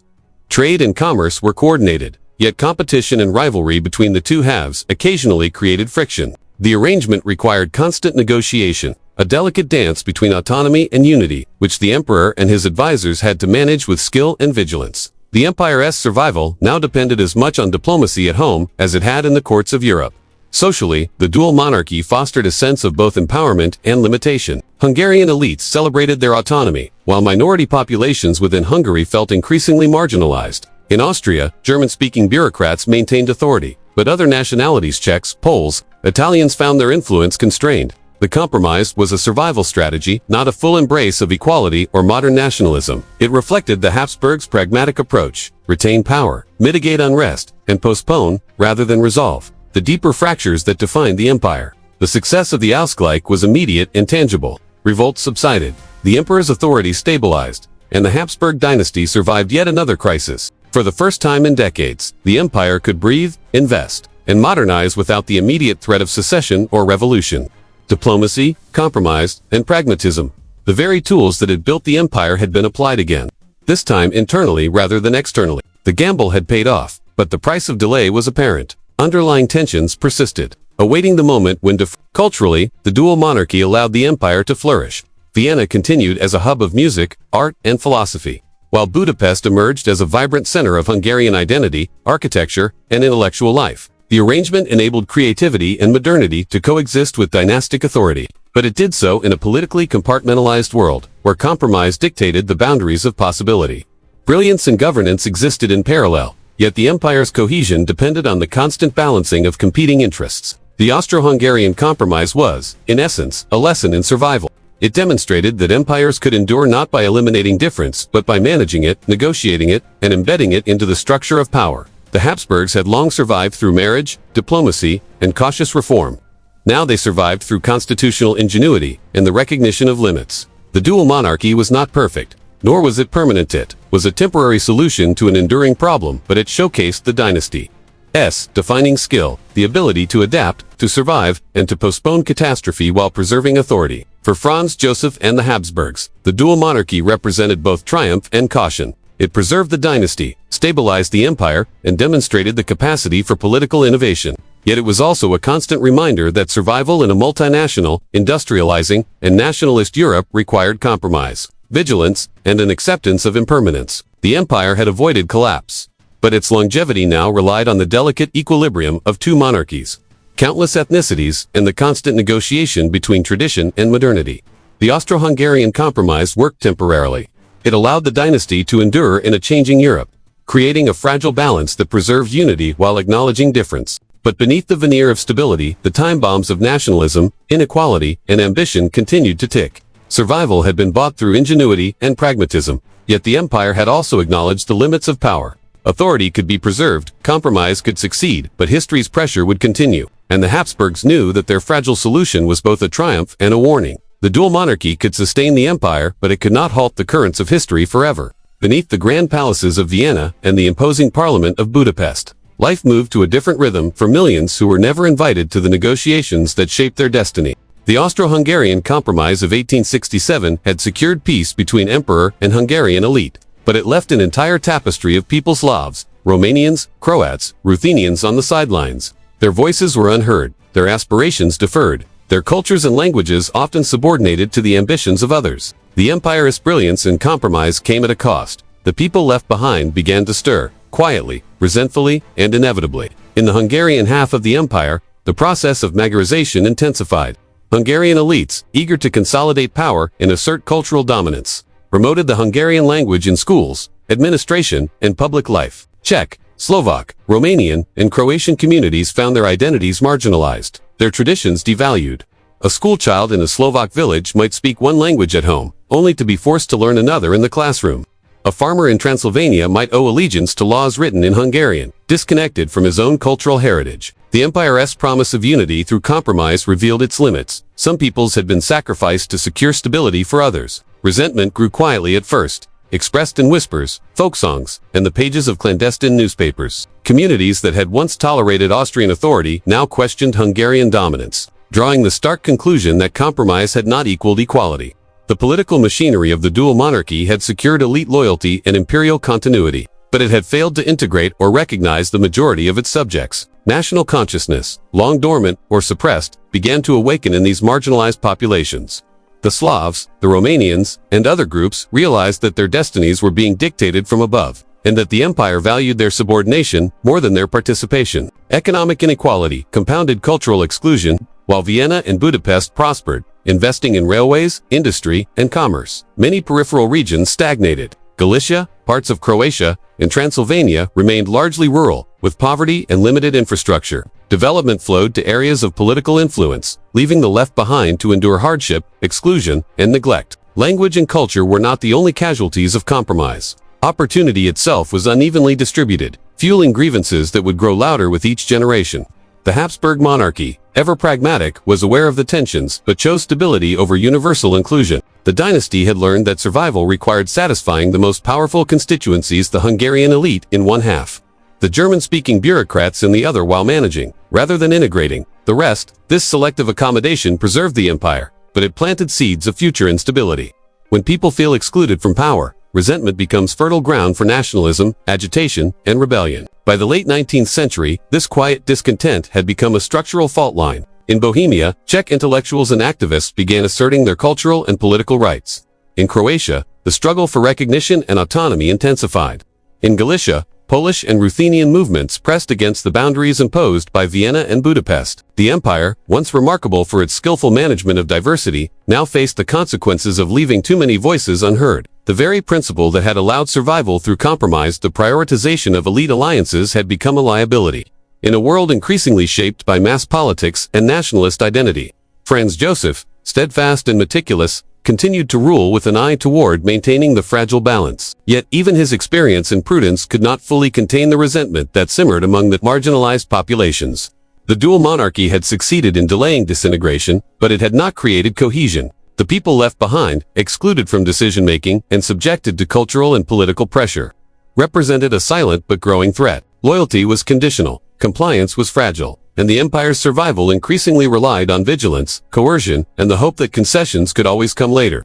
The lesson was stark. Compromise can preserve dynasties, but it cannot create universal legitimacy if large segments of the population remain ignored. The Habsburgs had secured Hungary, stabilized Austria, and averted immediate collapse, but the cost was the alienation of millions. National consciousness, suppressed by centuries of centralized rule and elite compromise, was now awakening with vigor. Language, culture, and local identity became tools of resistance, and the empire's very longevity depended on how it managed this growing tension. The people left behind were not merely statistics. They were a reminder that the Habsburg Empire, for all its brilliance in diplomacy, administration, and cultural achievement, was not a natural unity. It was a fragile construct held together by compromise, coercion, and the careful management of elites. Those excluded from power represented the future pressures the dynasty would face: uprisings, nationalist agitation, and the eventual demand for inclusion or independence. By the turn of the century, the consequences were clear. The dual monarchy had stabilized elite relationships, but it had created a layered, unequal society in which some prospered while others were marginalized.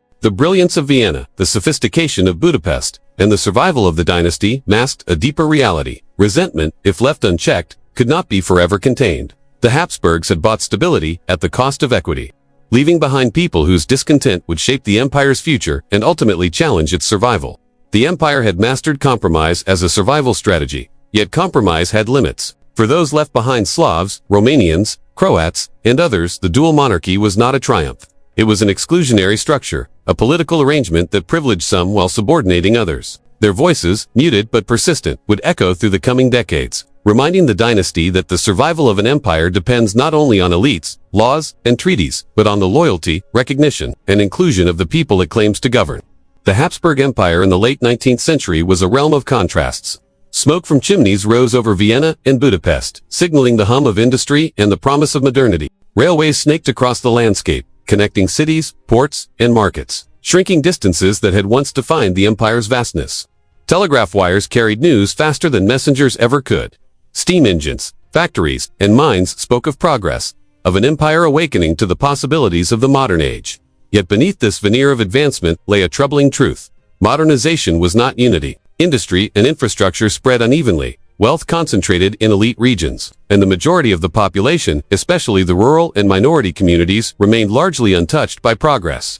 The empire's economic transformation was remarkable in some ways. Vienna became a hub of commerce and finance, hosting banks, insurance companies, and industrial enterprises that symbolized Habsburg adaptability. Budapest flourished as the capital of Hungary, its streets lined with modern buildings, bridges, and factories, reflecting the political empowerment granted by the 1867 Compromise. Railways connected these centers to the empire's periphery, promising integration, commerce, and mobility. On the surface, Austria-Hungary looked like a modern state. Rail lines, steamships, factories, and telegraph offices testified to an empire that had embraced progress without sacrificing control. But the benefits of modernization were deeply uneven. The industrial heartlands, the Austrian lowlands, Bohemia, and parts of Hungary prospered. Workers in these regions could find employment in factories, mines, or the new transport networks. Yet in Galicia, the mountainous regions of Croatia, and Transylvania, life remained largely agrarian. Peasants tilled small plots, often in poverty, and infrastructure was sparse. Modernization had become a patchwork, creating islands of development amid vast expanses of underdeveloped territory. Railways brought speed and efficiency to some, while leaving others isolated. Factories produced wealth for urban elites, while rural populations struggled under centuries-old feudal structures that had been partially reformed, but not eradicated. The Balkans, a region of rugged mountains, winding rivers, and ancient cities, had long been the crossroads of empires. For centuries, it had been the frontier where the Habsburgs met the Ottomans, where Catholic and Orthodox, Muslim and Christian, collided and coexisted in uneasy proximity. By the late 19th century, the region had become a cauldron of tension, a powder keg waiting for a spark. The Ottoman Empire, once dominant, was retreating, leaving a vacuum that ambitious states and restless peoples were eager to fill. For Austria-Hungary, the Balkans were no longer merely a periphery, they were a fatal frontier, where the empire's strength, strategy, and survival would be tested in ways Vienna had never imagined. The decline of the Ottomans transformed the region. Cities and territories that had once bowed to Istanbul now sought independence or realignment.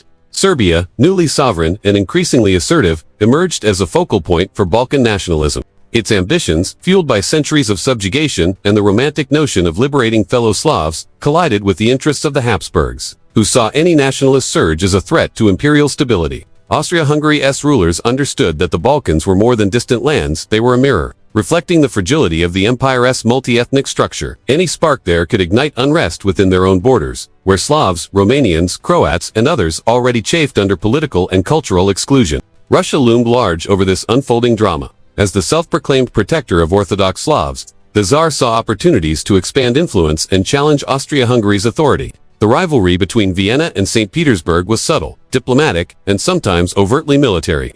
Every treaty, every alliance, every nationalist uprising in the Balkans became a chess piece in the great game of empire. Vienna knew that any misstep could provoke Russia, ignite rebellion, or invite war. The Balkans were no longer a distant concern, they were the test of Austria-Hungary's capacity to survive in a rapidly changing Europe.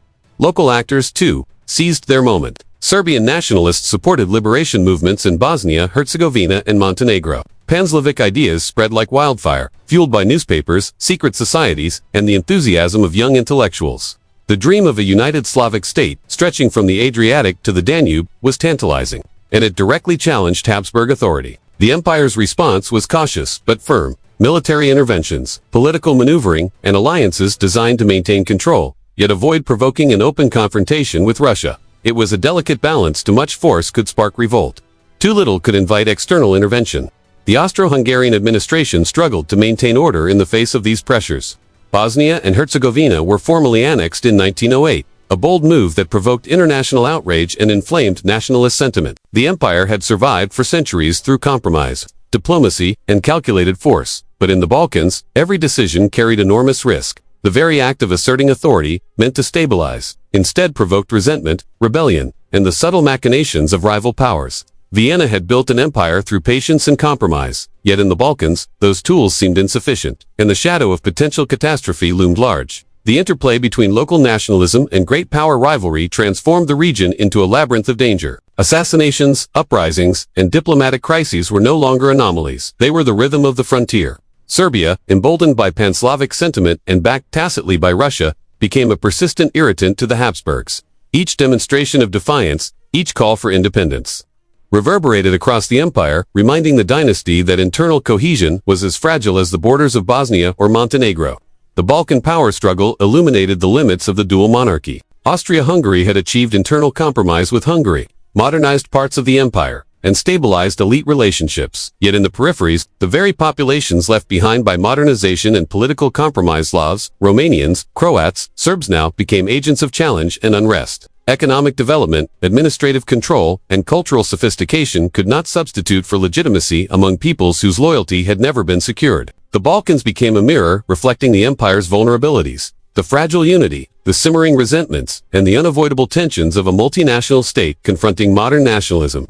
By the early 20th century, it was clear that the Balkans were no longer a distant worry. They were the empire's most dangerous frontier. Military expeditions could suppress rebellion temporarily, but nationalist fervor, supported by external powers like Russia, continued to fester. Every uprising, every diplomatic maneuver, every assassination in the region sent tremors across Vienna. The Habsburgs could maintain control, but at increasing cost. Diplomatic tension, military expenditure, and the growing realization that survival in this part of Europe required vigilance, cunning, and constant readiness for war. The fatal frontier of the Balkans demonstrated a harsh truth. An empire could survive internal compromise and modernization, yet still be imperiled by external pressures and local nationalism. Austria-Hungary's survival had long depended on elite loyalty, pragmatic compromise, and selective inclusion. But in the Balkans, those strategies were insufficient. The combination of declining Ottoman authority, assertive Serbia, and Russian influence created a volatile environment where every decision carried consequences far beyond the empire's borders. The empire's experience in the Balkans foreshadowed the coming century. Stability built on exclusion, modernization without unity, and compromise at the expense of marginalized populations had preserved the Habsburgs through centuries of challenge. Yet the Balkans revealed that survival was no longer merely a matter of dynastic skill or bureaucratic efficiency. Here, the collision of nationalism, ambition, and great power rivalry meant that the Habsburgs faced a future where their carefully constructed empire could be shaken to its foundations by forces beyond their full control. As Vienna calculated its next moves, military mobilizations, alliances, and political maneuvers, the shadow of potential disaster stretched across the mountains, rivers, and plains of the Balkans. The region was a crucible, testing the empire's capacity to endure in a modern, industrial, and nationalistic Europe. The lesson was clear. Survival required more than compromise, modernization, or central authority. It required the courage to confront the unintended consequences of centuries of dynastic strategy, and the wisdom to navigate a frontier where the stakes were nothing less than the empire itself. The Balkans, once a periphery, had become the empire's graveyard of opportunity and stability. Every revolt, every nationalist aspiration, every Russian intrigue foreshadowed the challenges that would eventually tear Europe into war. Austria-Hungary had survived for centuries by adapting, compromising, and navigating crisis. But here, at the empire's southeastern edge, the dynasty faced the limits of its endurance. The fatal frontier demanded vigilance, skill, and perhaps foresight beyond even the most experienced Habsburgs. The question loomed large. Could the empire survive the storm that was already gathering in the mountains, valleys, and hearts of the Balkan peoples? In 1878, the Habsburg Empire stepped into Bosnia, a land of mountains, rivers, and ancient villages, carrying with it the weight of ambition, caution, and the unspoken fear of instability. The Ottoman grip had loosened, and the empire saw opportunity not conquest for glory, but for security. Bosnia, long a buffer between Vienna and the turbulent Balkans, became a strategic foothold, a way to control the region before rival powers could seize the advantage. Yet from the moment Austrian troops crossed the Drina and Sava rivers, it became clear that this occupation was not simply a military maneuver, it was the beginning of a slow-burning crisis that would define the empire's final decades. For the Habsburgs, Bosnia represented both promise and peril. It was a land of complex loyalties. Orthodox Serbs, Catholic Croats, Bosnian Muslims, and other groups coexisted under Ottoman rule, often in tension but united by centuries of imperial oversight. Vienna sought to impose order and assert control without provoking rebellion or inviting foreign intervention, a delicate dance of administration, coercion, and diplomacy. Troops moved into towns and villages, railways and telegraphs followed, and the machinery of empire attempted to extend authority over a population wary of outsiders and protective of its traditions. The occupation was, in many ways, an experiment in governance. The Habsburgs tried to modernize administration, build infrastructure, and integrate Bosnia into the imperial system. Schools, courts, and bureaucracies were established to extend Austrian influence, and local elites were co-opted where possible. Yet the effort was never purely constructive. Resentment simmered among the population, who saw their land as being claimed by a distant dynasty with little regard for local identity. The empire's dual strategy of modernization and control revealed a pattern. Every advance in administration was counterbalanced by growing local alienation. Bosnia was simultaneously a jewel of strategic calculation and a tinderbox of unrest. 3 decades later, in 1908, the Habsburgs escalated their claim, formally annexing Bosnia and Herzegovina. The act was bold, deliberate, and provocative. It transformed the occupation into permanent control, and in doing so, ignited a storm of international crisis. Serbia, long invested in Pan-Slavic aspirations and in the fate of Orthodox populations under Habsburg rule, saw annexation as a direct threat to its ambitions. Russia, still portraying itself as the protector of Slavs, bristled at Austria-Hungary's assertion of authority. Diplomacy teetered on the edge of war, as the empire's assertion of control reverberated across Europe, exposing both the boldness and the fragility of Habsburg power. The annexation crisis revealed the limits of compromise and pragmatism. Vienna had survived decades of internal reform, nationalist agitation, and foreign rivalry. Yet Bosnia reminded the dynasty that the external pressures it faced could not always be managed with treaties, compromise, or bureaucratic skill alone. Military might could secure territory, railways could bind provinces, and diplomacy could delay confrontation. But the passions of national identity, the ambitions of neighboring states, and the aspirations of local populations were forces that no administration could fully control. Within Bosnia, the human consequences were immediate. Local Muslims and Catholics faced a new hierarchy of authority, while Serbs found their political and cultural aspirations stifled. Resistance was both passive and active. Boycotts, protests, and clandestine nationalist movements emerged alongside grudging compliance with imperial authority. The empire's task was no longer simply administration or modernization. It became a continuous effort to balance force with legitimacy, repression with development, and ambition with caution. Every decree from Vienna, every military patrol, every bureaucratic reform was a calculated move on a chessboard of suspicion, loyalty, and resentment. The annexation also had profound implications for the broader Balkans. Serbia, humiliated yet unbowed, intensified its nationalist and expansionist ambitions. Pan-Slavic networks, secret societies, and nationalist agitators looked to Austria-Hungary as a target of resistance and a symbol of oppression. The empire's borders, once a buffer against Ottoman decline, became a flashpoint where local resentment, nationalist ambition, and great power rivalry intersected. Bosnia, annexed in Vienna's name, became a stage on which the empire's vulnerabilities were laid bare for all Europe to see. Strategically, the Habsburgs had acted to secure their empire and preempt rivals. Militarily, the occupation and annexation strengthened the empire's southeastern frontier. Administratively, Bosnia became a laboratory for integrating a multi-ethnic territory under centralized control. Yet politically, the move exposed the empire to international criticism, strained relations with Serbia and Russia, and inflamed nationalist sentiment that would not fade quietly. The dual monarchy had survived internal compromise, modernization, and elite negotiation, but in Bosnia, the pressures of history, geography, and identity converged with dangerous intensity. The lessons of Bosnia were stark. Survival, even when achieved through compromise, modernization, and diplomacy, could not erase the consequences of exclusion and ambition. The empire could assert control, enforce laws, and build infrastructure, but it could not eliminate the power of identity, nationalism, and resentment. Bosnia was a microcosm of the challenges Austria-Hungary faced. A diverse population left partially marginalized by compromise, modernized unevenly, yet governed by a distant authority asserting dominance for strategic purposes. Stability was achieved, but it was fragile, contested, and temporary. By 1908, the Habsburgs had secured Bosnia and Herzegovina, but the crisis exposed a deeper reality. The empire had become a state of calculated authority, surviving through compromise, coercion, and strategic assertion, yet always vulnerable to the forces it had not fully integrated. Every decree, every military presence, every political negotiation in Bosnia was both a triumph of imperial will and a reminder of the limits of survival. The empire's power, impressive in its reach and sophistication, now depended on its ability to navigate unrest, resentment, and the ambitions of neighbors who watched every move with scrutiny. Bosnia's occupation and annexation revealed a fundamental truth about the late Habsburg Empire.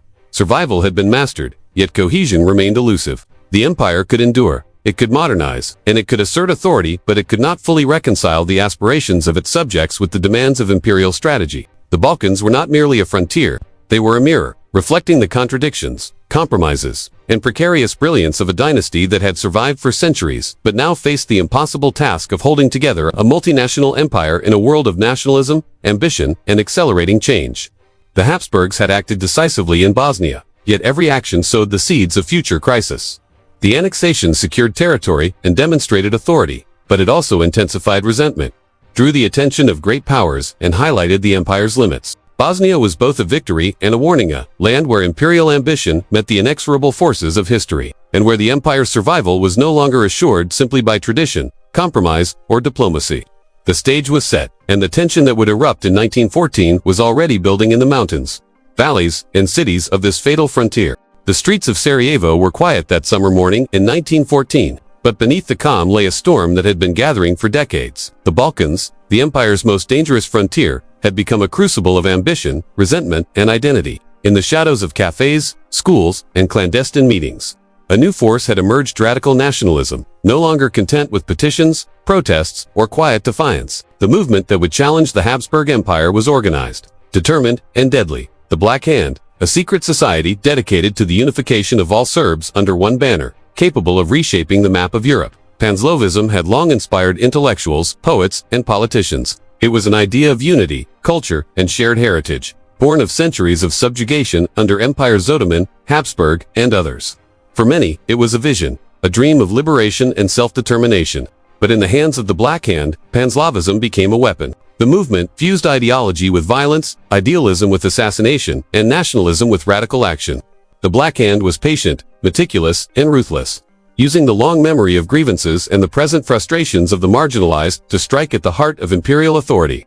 Serbia had emerged from Ottoman shadow, confident in its ambitions and increasingly aligned with the notion that the Habsburg Empire was an unnatural obstacle to Slavic unity. Young radicals saw Austria-Hungary not as a state to negotiate with, but as a rival to confront and dismantle. Sarajevo, annexed just 6 years earlier, became a symbol of imperial oppression, a target for revenge, and a stage for demonstrating the limits of Habsburg control. The city, a microcosm of ethnic diversity and political tension, was now at the center of a movement that rejected compromise and moderation.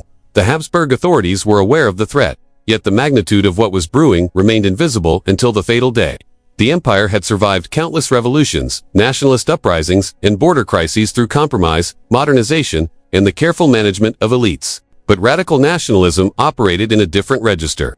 It did not respond to treaties, promises, or administrative reform.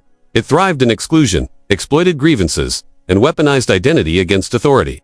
The Black Hand and its allies understood that a single Actan assassination, a symbolic strike, could reverberate far beyond local consequences, shaking the very foundations of an empire already under strain. The rise of radical nationalism was both the product and the consequence of centuries of Habsburg strategy. The dual monarchy, the Ausgleich modernization without unity, and the exclusion of peripheral peoples had preserved dynastic survival at the cost of political inclusion. Slavic populations, marginalized and frustrated, became fertile ground for ideas that rejected imperial authority entirely. Radical nationalism was not merely a political movement, it was the logical culmination of decades of exclusion. deferred grievances, and the empire's inability to integrate its diverse subjects fully. By the summer of 1914, these forces had coalesced. The Black Hand was ready, motivated not just by ideology, but by opportunity. Sarajevo, a city under Habsburg rule, yet culturally and ethnically vibrant, provided the perfect stage. The movement's planners understood the symbolic power of targeting the imperial family, the monarchy whose compromise and pragmatism had endured for centuries. They sought to show that the empire, for all its sophistication, could be struck at its core. Radical nationalism in the Balkans was more than local agitation. It was a warning to the Habsburgs about the limits of empire. Military modernization, bureaucratic reform, and careful diplomacy had preserved the dynasty for centuries. Compromise had delayed rebellion. Modernization had stabilized elite support. But when ideology turned violent, when Panslavism became action, the empire's centuries of skillful survival were suddenly vulnerable to a single spark. The forces of history, long managed through compromise and pragmatism, now operated with their own momentum, beyond the empire's full control. The Black Hand embodied both the genius and danger of radical nationalism, a small, determined group capable of shaping events far beyond its size. Exploiting the fault lines the empire itself had created. Its members were educated, committed, and patient. They knew that the Habsburg Empire was strong, but they also knew that strength rested on delicate balances, ethnic hierarchies, compromises, and concessions. Strike at the symbols, and the rest of the edifice might tremble. The combination of Panslavism and radical organization transformed the Balkans from a peripheral problem into a central threat. The Habsburgs had long managed diversity through exclusion, compromise, and modernization without unity. But these very policies had created the conditions for the rise of movements that rejected negotiation, compromise, or hierarchy. The empire, capable of surviving revolutions, wars, and crises in the past, now faced an internal force that could not be managed with traditional tools. Radical nationalism was the mirror reflecting the empire's vulnerabilities, the human cost of centuries of pragmatism and selective inclusion. As summer turned toward July 1914, the empire teetered on the edge of catastrophe. Radical nationalism, embodied by the Black Hand and inspired by Panslavism, was ready to act. Its aims were audacious, its methods lethal, and its timing impeccable. The empire had survived countless crises, but now faced a threat it could not easily contain, a movement that understood the limits of compromise, the power of symbolic action, and the vulnerability of an empire built on exclusion. Radical nationalism would not merely test Austria-Hungary, it would ignite the continent.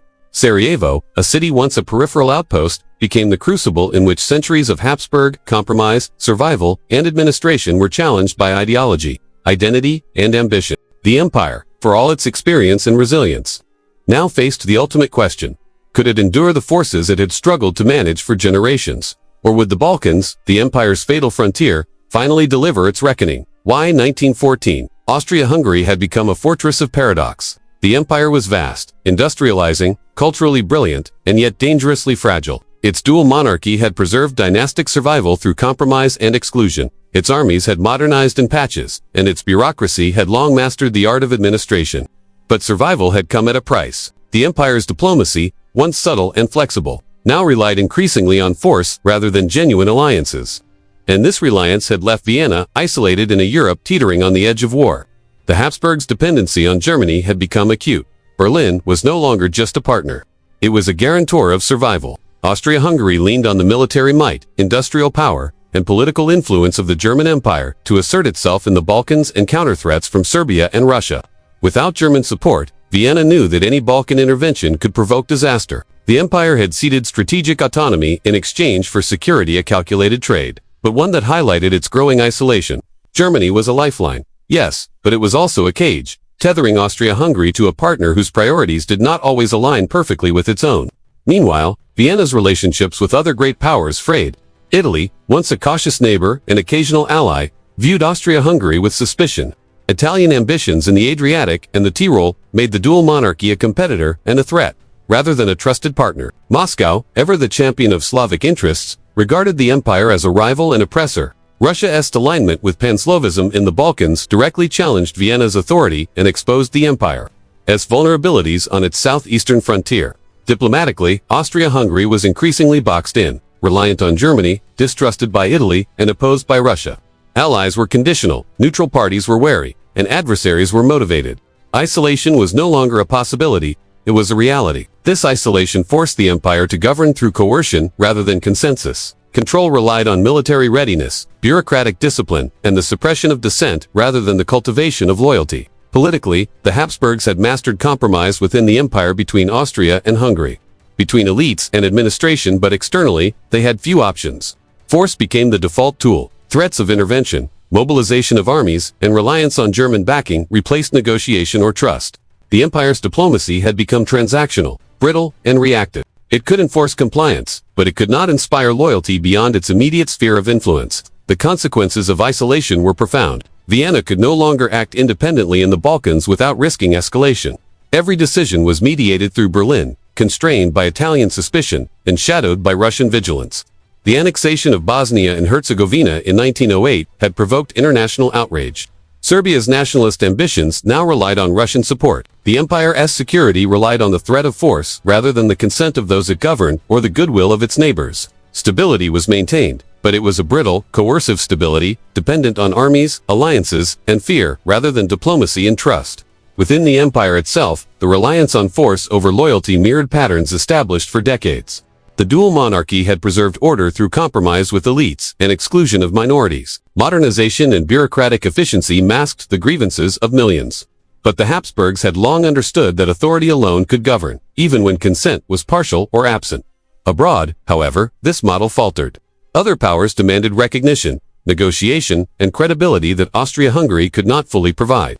Dependence on Germany was both a shield and a constraint, and coercion was no substitute for legitimacy on the international stage. The empire's isolation also heightened the sense of vulnerability in Vienna. Military planners, diplomats, and the emperor himself knew that any Balkan crisis could spiral into broader conflict. Without strong, trusted alliances beyond Berlin, Austria-Hungary faced the terrifying prospect that a local incident-and assassination, a rebellion, or nationalist uprising could provoke a chain reaction across Europe. In a continent of entangled alliances and rising nationalism, isolation magnified every risk.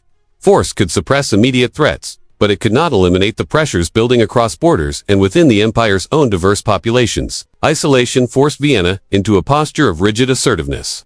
Decisions were made with an eye toward signaling strength rather than cultivating understanding. Mobilizations, ultimatums, and military posturing became standard tools of policy. Diplomacy, when it occurred, was framed through the lens of threats and contingency, not negotiation and trust. The empire's survival strategy, honed over centuries, now relied on external power, coercive capability, and internal discipline rather than strategic alliances or international goodwill. The Habsburgs had mastered the art of survival through pragmatism, compromise, and adaptability. But in the arena of Europe's great powers, these skills were insufficient without allies who could be trusted. The lesson of diplomatic isolation was stark. Control without loyalty is inherently unstable. Austria-Hungary could enforce authority through armies, police, and bureaucracy. It could modernize railways, industry, and governance. It could suppress internal unrest and project power locally. But without alliances based on trust, respect, or mutual interest, the empire was like a castle built on sand, impressive in appearance, yet vulnerable to forces it could neither fully predict nor manage. The Balkans, the press of nationalism, and the ambitions of Italy and Russia had created an environment in which survival depended on coercion more than cooperation. By 1914, this reality was undeniable. The Habsburgs' reliance on Germany, the alienation of Italy, and the antagonism of Russia had left the empire diplomatically isolated. Control was maintained through military readiness, bureaucratic discipline, and strategic assertiveness, but loyalty, legitimacy, and trust had eroded both within and beyond the empire's borders. The very mechanisms that had preserved Habsburg survival for centuries were now insufficient to guarantee security. Authority alone, enforced by threat and force, could no longer compensate for the absence of support in a Europe increasingly defined by nationalism, alliances, and rising tensions. Austria-Hungary had survived wars, revolutions, and nationalist uprisings through compromise, selective inclusion, and careful diplomacy. But in 1914, the empire faced a stark truth. Coercion could maintain control, but it could not ensure survival in isolation. The empire was powerful, yet constrained, disciplined, yet vulnerable, modern, yet politically fragile. The lesson was unforgiving. When loyalty is absent and allies are few, even the most sophisticated empire teeters on the brink, and every decision carries the weight of consequences that may be impossible to contain. The stage was set. Austria-Hungary's isolation, dependence on Germany, and alienation of neighboring powers would define its response to the crises in the Balkans, where radical nationalism simmered and small sparks could ignite continental conflagration. The empire could enforce authority, but it could not manufacture loyalty. Control without trust, force without support. This was the reality of Vienna in the summer of 1914, and it was a reality that would soon collide catastrophically with the ambitions, resentments, and passions that had been building for decades. On a bright summer morning in Sarajevo, the streets were alive with flags, soldiers, and the pomp of imperial ceremony. Archduke Franz Ferdinand, heir to the Habsburg throne, rode through the city, a symbol of centuries of dynastic survival, compromise, and cautious governance. But beneath the surface of official pageantry, a storm had been gathering for decades. A storm of resentment, nationalism, and radical ambition. The heir's car was a target, not just of chance, but of a carefully plotted ideology, one that saw the Habsburg Empire as a barrier to Slavic unity and freedom. The assassination was instantaneous yet seismic. A gunshot pierced the summer air, striking not only Franz Ferdinand and his wife but also the very heart of an empire that had survived revolutions, wars, and centuries of political cunning. Sarajevo became the crucible in which decades of Habsburg compromise, exclusion, and precarious diplomacy would finally meet their reckoning. The Black Hand, the secret society committed to Pan-Slavism and radical nationalism, had achieved what armies, treaties, and diplomacy could not. It forced the empire into a confrontation it could not easily contain. The assassination triggered the July Crisis, a tense sequence of ultimatums, mobilizations, and frantic diplomacy. Vienna's leaders, already constrained by dependence on Germany and isolated from potential allies, saw the act as an intolerable affront. Serbia's nationalist ambitions, encouraged by radical elements, had directly challenged imperial authority. Austria-Hungary demanded retribution, but every step toward action risked igniting a wider European conflict.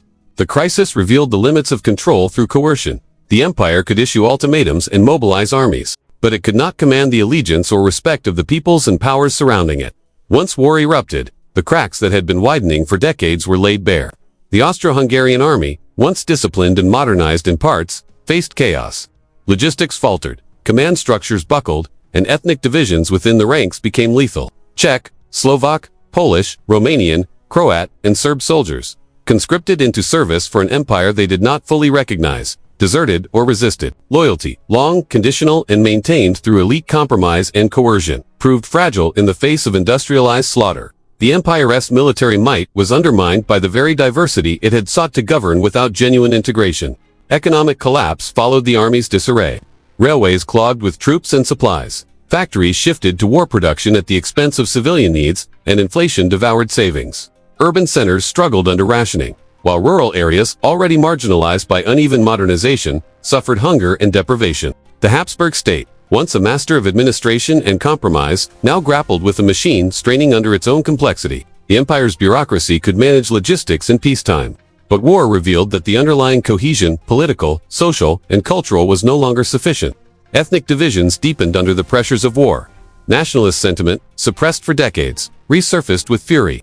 Soldiers mutinied, civilians protested, and political movements demanding autonomy or independence gained strength. The dual monarchy, built to stabilize elites through compromise, was powerless to enforce loyalty across the empire's fractured social fabric. Stability had been maintained for decades through exclusion and coercion.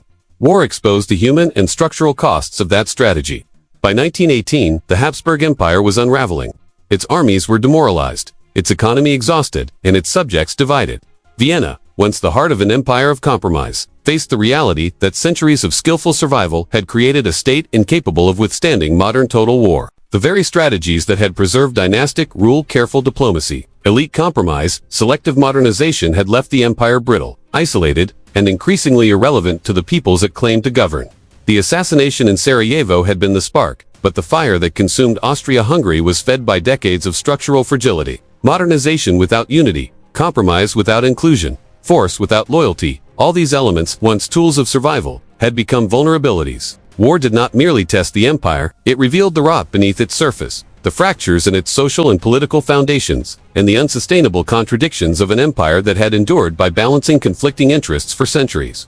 By the end of 1918, the Habsburg Dynasty that had ruled Europe for over 6 centuries was gone. The old imperial structures, once lauded for their brilliance and adaptability, crumbled under the combined weight of nationalism, war, and economic collapse. The dual monarchy dissolved. New nation-states emerged from its remnants, and the world that had been shaped by dynastic marriages, careful diplomacy, and centuries of compromise entered a new, uncharted era. The story of Austria-Hungary's final years is a cautionary tale, a dynasty that survived revolutions, wars, and centuries of political turbulence could not endure when the delicate mechanisms of control loyal to inclusion and legitimacy were replaced by isolation, coercion, and exclusion. Sarajevo was the spark, but the fire consumed an empire already hollowed by the very strategies that had once ensured its survival. The Habsburgs' end was not sudden, it was inevitable, the final chapter of a story that began in the Swiss castles of Argo, centuries before, and concluded in the rubble and chaos of a world at war. Franz Joseph, the emperor who had ruled for more than 68 years, passed away in 1916, his death marking the symbolic end of continuity for an empire that had long relied on dynastic longevity. For decades, he had been the face of stability, the anchor for a multinational empire, balancing on compromise, bureaucracy, and coercion. His presence had been a reminder that tradition, ceremony, and personal authority could preserve cohesion where neither loyalty nor unity fully existed. But in his final years, the emperor had witnessed the unraveling of the very structures he had sustained. Armies demoralized, economies collapsing, and nationalist fervor burning across the empire. Franz Joseph's passing did not signal hope, it was a quiet acknowledgement that the old order had no future. His heir, Charles I, inherited not just the crown, but the impossible task of holding together a state hollowed by war, isolation, and decades of unresolved internal tensions. The death of Franz Joseph was more than the passing of a ruler. It was the final turning of a page, the last link to centuries of dynastic continuity that had shaped Central Europe. With his death, the empire lost its most potent symbol of legitimacy. The machinery of government remained, armies were still deployed, and laws still commanded obedience, but the unifying myth of the Habsburg Dynasty, embodied in Franz Joseph's long reign, was gone. Authority without loyalty, bureaucracy without legitimacy, compromise without inclusion.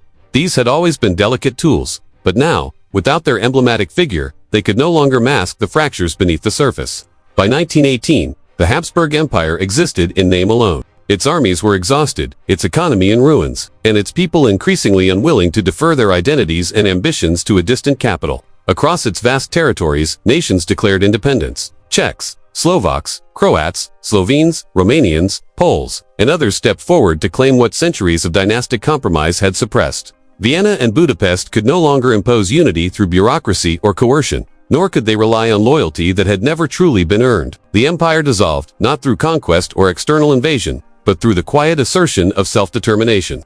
There were no grand surrenders, no ceremonial capitulations, armies simply melted away, administrations fell apart, and borders were redrawn by the force of local identity and political will. Collapse came silently, almost naturally, as though the weight of centuries of compromises, exclusions, and compromises finally exceeded the limits of endurance. The Habsburgs had survived revolutions, wars, and dynastic intrigue, but they could not survive a world in which loyalty could not be coerced, compromise could not satisfy, and identity demanded recognition. The fall of Austria-Hungary was paradoxical. It was an empire undone, not by an external conqueror, but by the very peoples it had tried to manage, modernize, and control. Nationalism, modernization without unity, diplomatic isolation, and the pressures of total war all combined to make the empire ungovernable. The collapse was comprehensive, yet almost invisible, a vacuum of authority rather than a dramatic defeat, a testament to the limitations of power built on compromise without consent. And so, by the final days of 1918, centuries of Habsburg rule came to an end. No armies marched triumphantly through Vienna. No foreign banners replaced the imperial standard. Instead, the empire simply ceased to exist. A constellation of new nations rose from its ashes, claiming sovereignty that had long been denied. The dynasty that had shaped Europe, steered its politics, and influenced the fates of millions had vanished, leaving behind a legacy of brilliance, compromise, and ultimate fragility. The collapse of Austria-Hungary stands as a powerful lesson. An empire can endure through adaptability, negotiation, and dynastic skill, but without genuine inclusion and loyalty, no state, no matter how brilliant, ancient, or seemingly unassailable, can survive the forces of modern identity, nationalism, and history. The Habsburg Empire did not fall to conquest. It unraveled quietly, inevitably, the old structures giving way to a new Europe defined not by dynasties, but by nations, and the will of their people. The story of the Habsburgs ends not in battle, but in absence of continuity, consent, and cohesion, a final chapter in which an empire built on compromise and survival meets the unforgiving currents of the modern world.